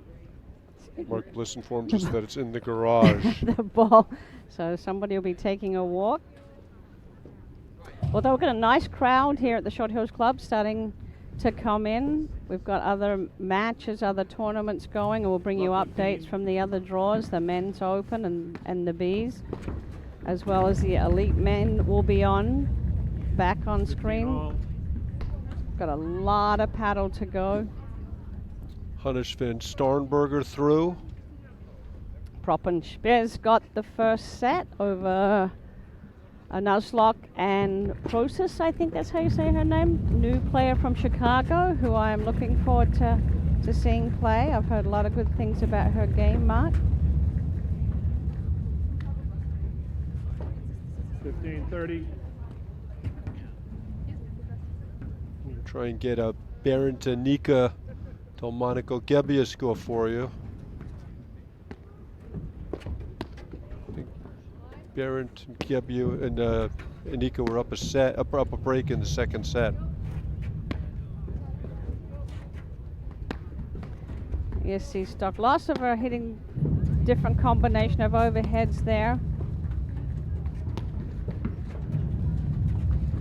Just a little more variety on her overhead than on Drakova. Drakova, her overhead like the rest of her game, very flat. 15:40. Opportunity here. Cruz and Nicolescu. You see Nicolescu moving in, putting pressure, and got the error. Game, Cruz, And just Nicolescu. little subtle changes Games like are 1-1, that. second It's a chord awareness and an understanding of what your partner's doing and where they are. And you just saw Nicolescu move in and put a little bit of pressure, and they got the break. So 1-1, second set, women's quarterfinal.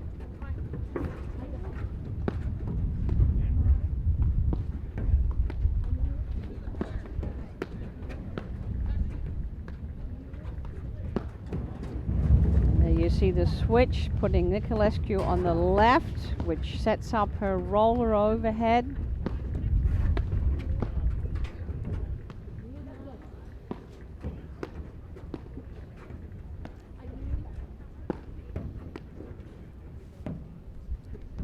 A little slice overhead by Liz Cruz, and you know when you get into a rhythm and you're seeing a lot of balls with a different spin, and all of a sudden you get a little slider, the ball just doesn't come off the paddle. But that's the essence of the game, isn't it? Variety. Yes, consistency with variety.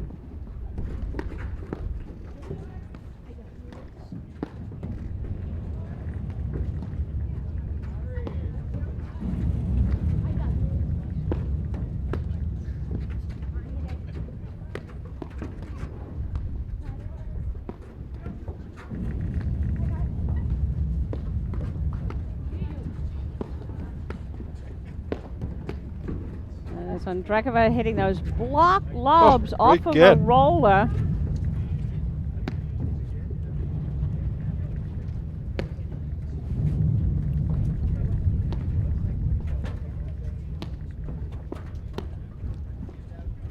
Gebbia Delmonico are 4-0 in the second set against Barent and Anika.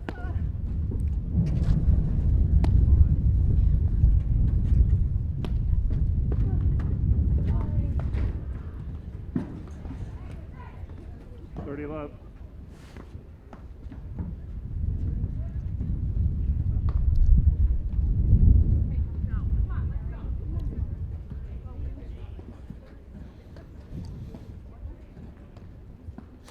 Love.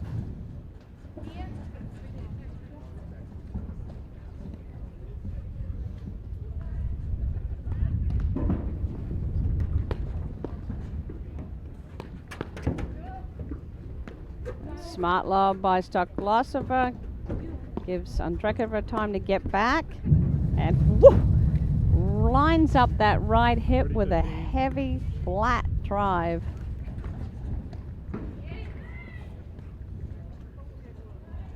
Great forehand there from Andrekova. Really pinpoint precision.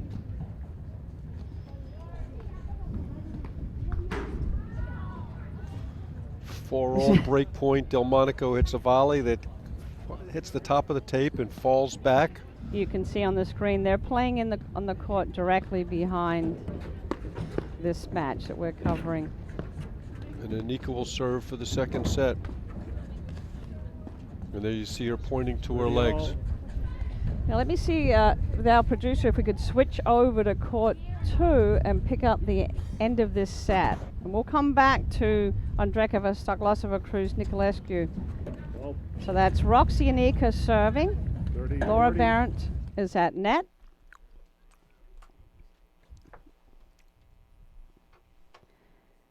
Kerry Delmonico return, and Lauren Gebbia moving in, putting pressure on that low dipping return from Delmonico. So effective, Mark. I mean, you're really better off playing Australian or staying back. Love 15. A little surprised Anika served first this set. It may have something to do with the sun. But usually Barron serves first.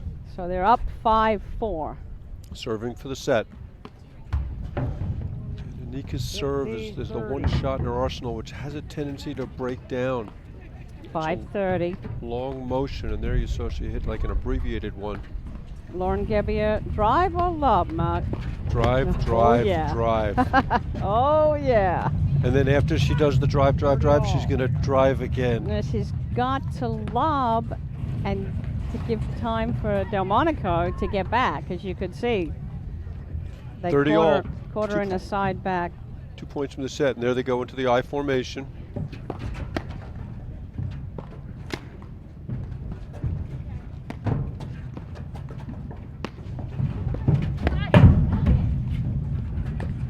Nice what grab. a volley from Barron.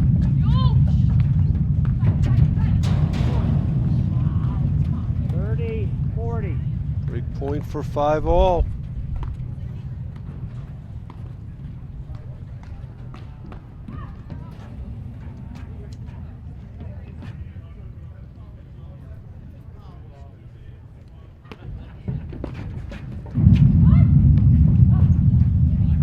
Ball was long.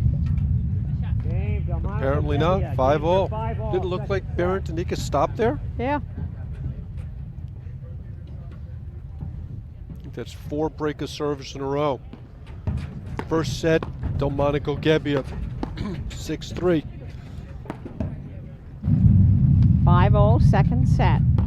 This is a women's quarterfinal at the Short Hills Invitational. Let's see.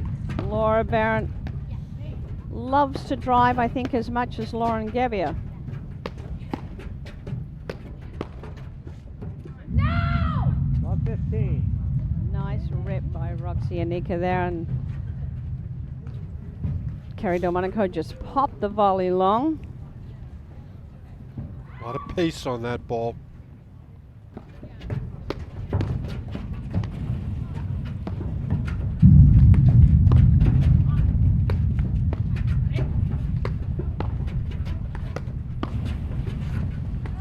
Kerry Delmonico might be the best volleyer in the women's game. That's Delmonico on the right in the purple jacket, and Lauren Gebbia on the left.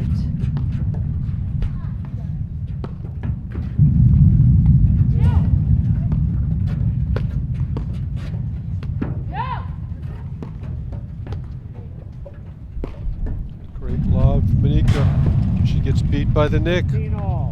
And Delmonico is one of the smartest players playing the game. She understands the plays. She's got a really good serve. She knows how to set up her partner, Lauren Gebbia. And I don't think I have ever seen the pressure of the moment get to her. She's 30. A fighter in every point. She believes she can win every match. Only woman on the court with an open national championship. 30 all.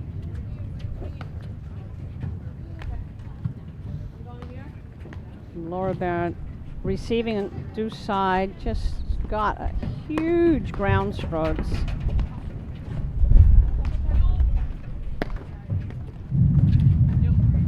She also also hits that hard overhead, likes to hit it right at the backcourt player.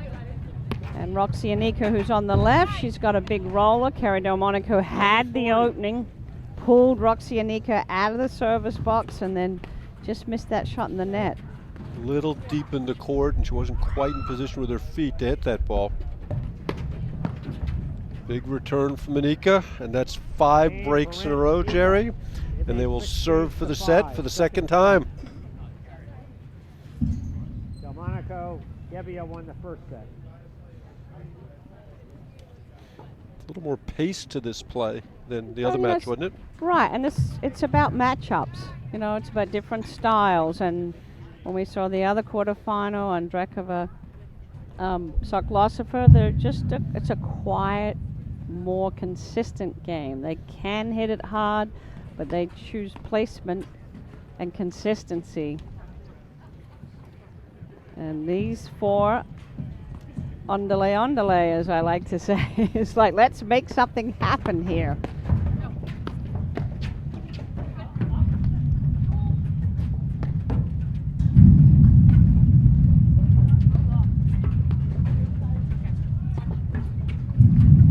That's great overhead from Anika. Look at that ball.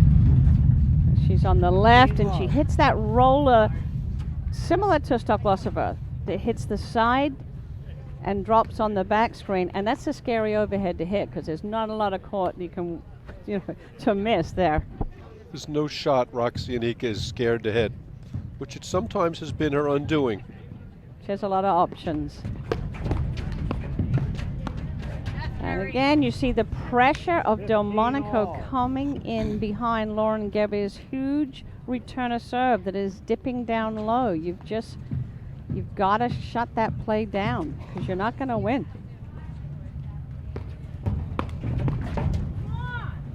Anika guessed right there, but misses the volley. And now they're staying back. Smart move. Yep, and you see Kerry Delmonico moving in, and she'll take over the net, and Lauren Gebbia takes the speed of her returner serve so she can get up to net. So court awareness is so important. But I think strategically a really smart move from Barrett and Anika. Absolutely. Getting them in the point. And they win the point because of it. And that's something I see in league play all the time, where a person will just insist on coming in behind their serve and keep losing points. Well, why? Because they're going to get faster. Just next serve. Next one I'll be getting there quicker. Great return. 30-40. See if they stay back here again. Yeah, that switch there, you saw that Laura Barrett lost it in the switch. So they're going to serve and stay back. And again, Gebbia hits that 3/4 pace return, which is so smart. Gives her time to get into net. Okay, we'll play a tie break for the second set. You see and hear the passion in Kerry Delmonico's voice. She was going to tackle Gebbia not to hit that shot.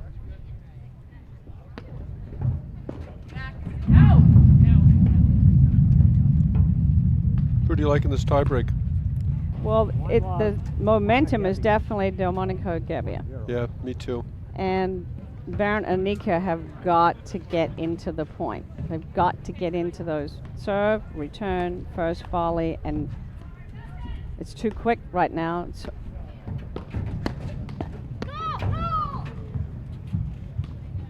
Too low. Delmonico Gebbia.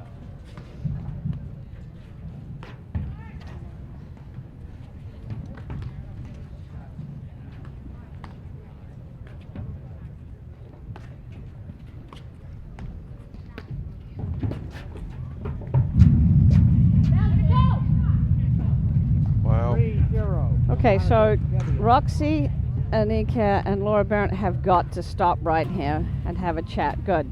I mean, it's all Gebbia Delmonico right now. Jerry, I should mention, on top of everything else at stake, if Barrett and Anika lose this match, then Hannes van Starnberg will win the Children's Cup 2018-2019.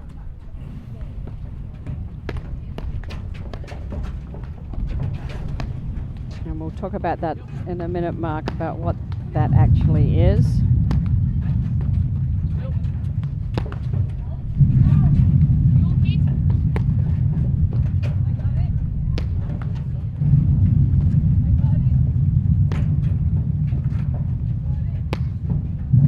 Well, that's a dangerous overhead. She's from way out of the service box. Smart overhead. Usually the side wire is not available to you from back there. You saw Roxy Aniek go right at Carrie Delmonico with that roller.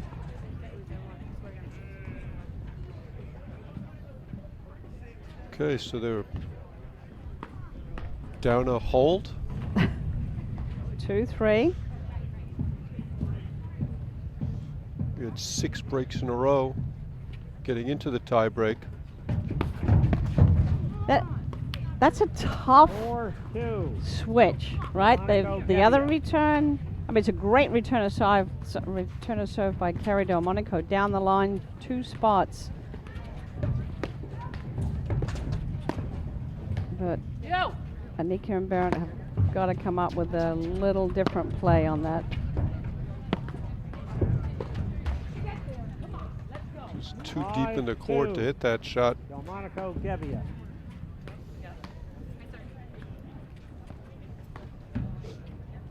And 6 of the 7 points have been won by the receiving team.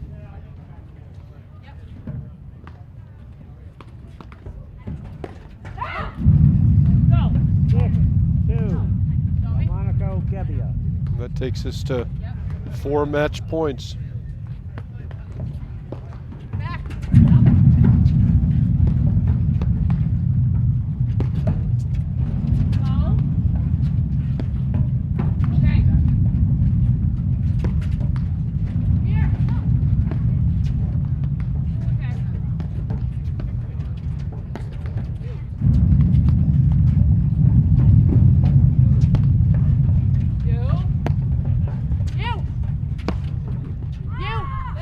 The pace was all Delmonico Gebbia, and they have upset the number 3 seeds, Barrett and Anika.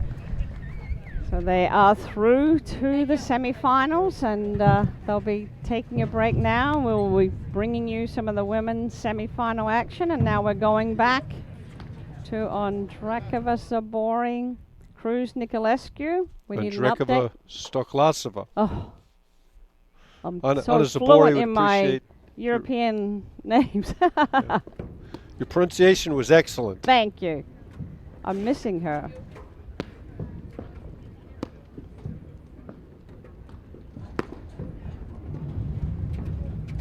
And so, Mark, this is just a contrast of styles here, right? From the fast pace that we saw, and we watched Delmonico Gebbia pick up the pace and stay with it. Good try in the nick.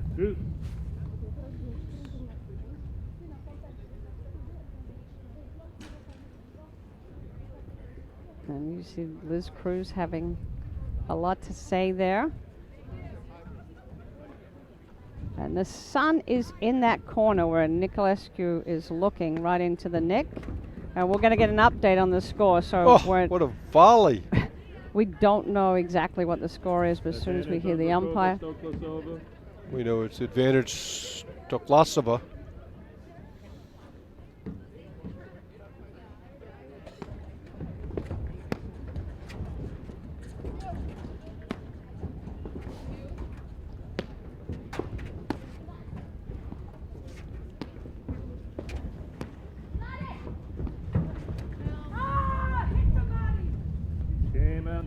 Stoklasova, they lead 5 games to 1, second set. Wow. Ran away with that. And you heard Nicolescu scream out there, hit somebody.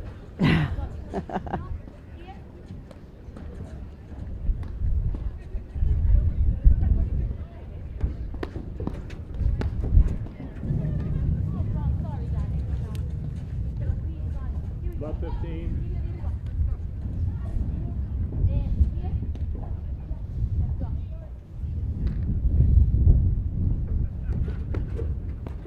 So that's up Hannesven, Starnberg, Delmonico, Gebbia semifinal. And the winner of this match will play the winner of the Prop Spiz Nusslag Prus match. Yeah, we're trying to get an update on that match.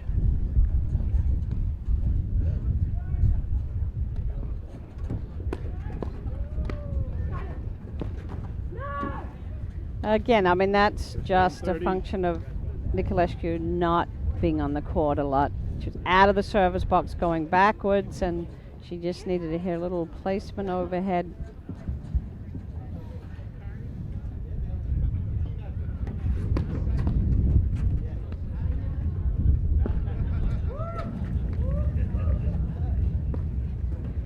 This match will give Niculescu a good gauge, you know, of where she's at, where her game is at, because she's basically just come in cold into the tournament. Still has 3 weeks to get ready for nationals.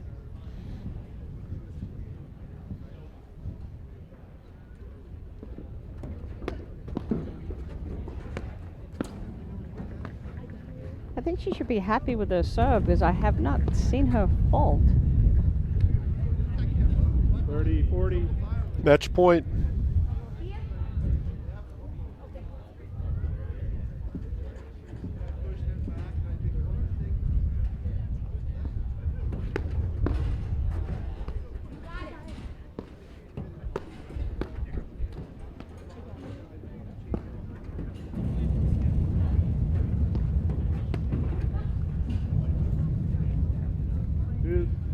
Now it's tempting. Andrekova needs to move forward on a 45-degree angle to cut that one off.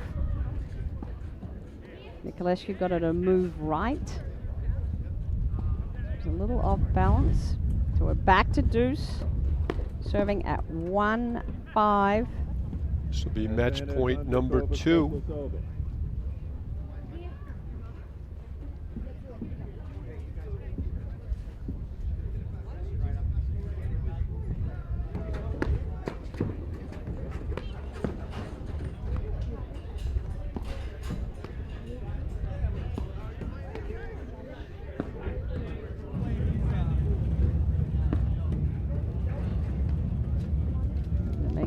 Andrekova hit every ball right now till they get that short one.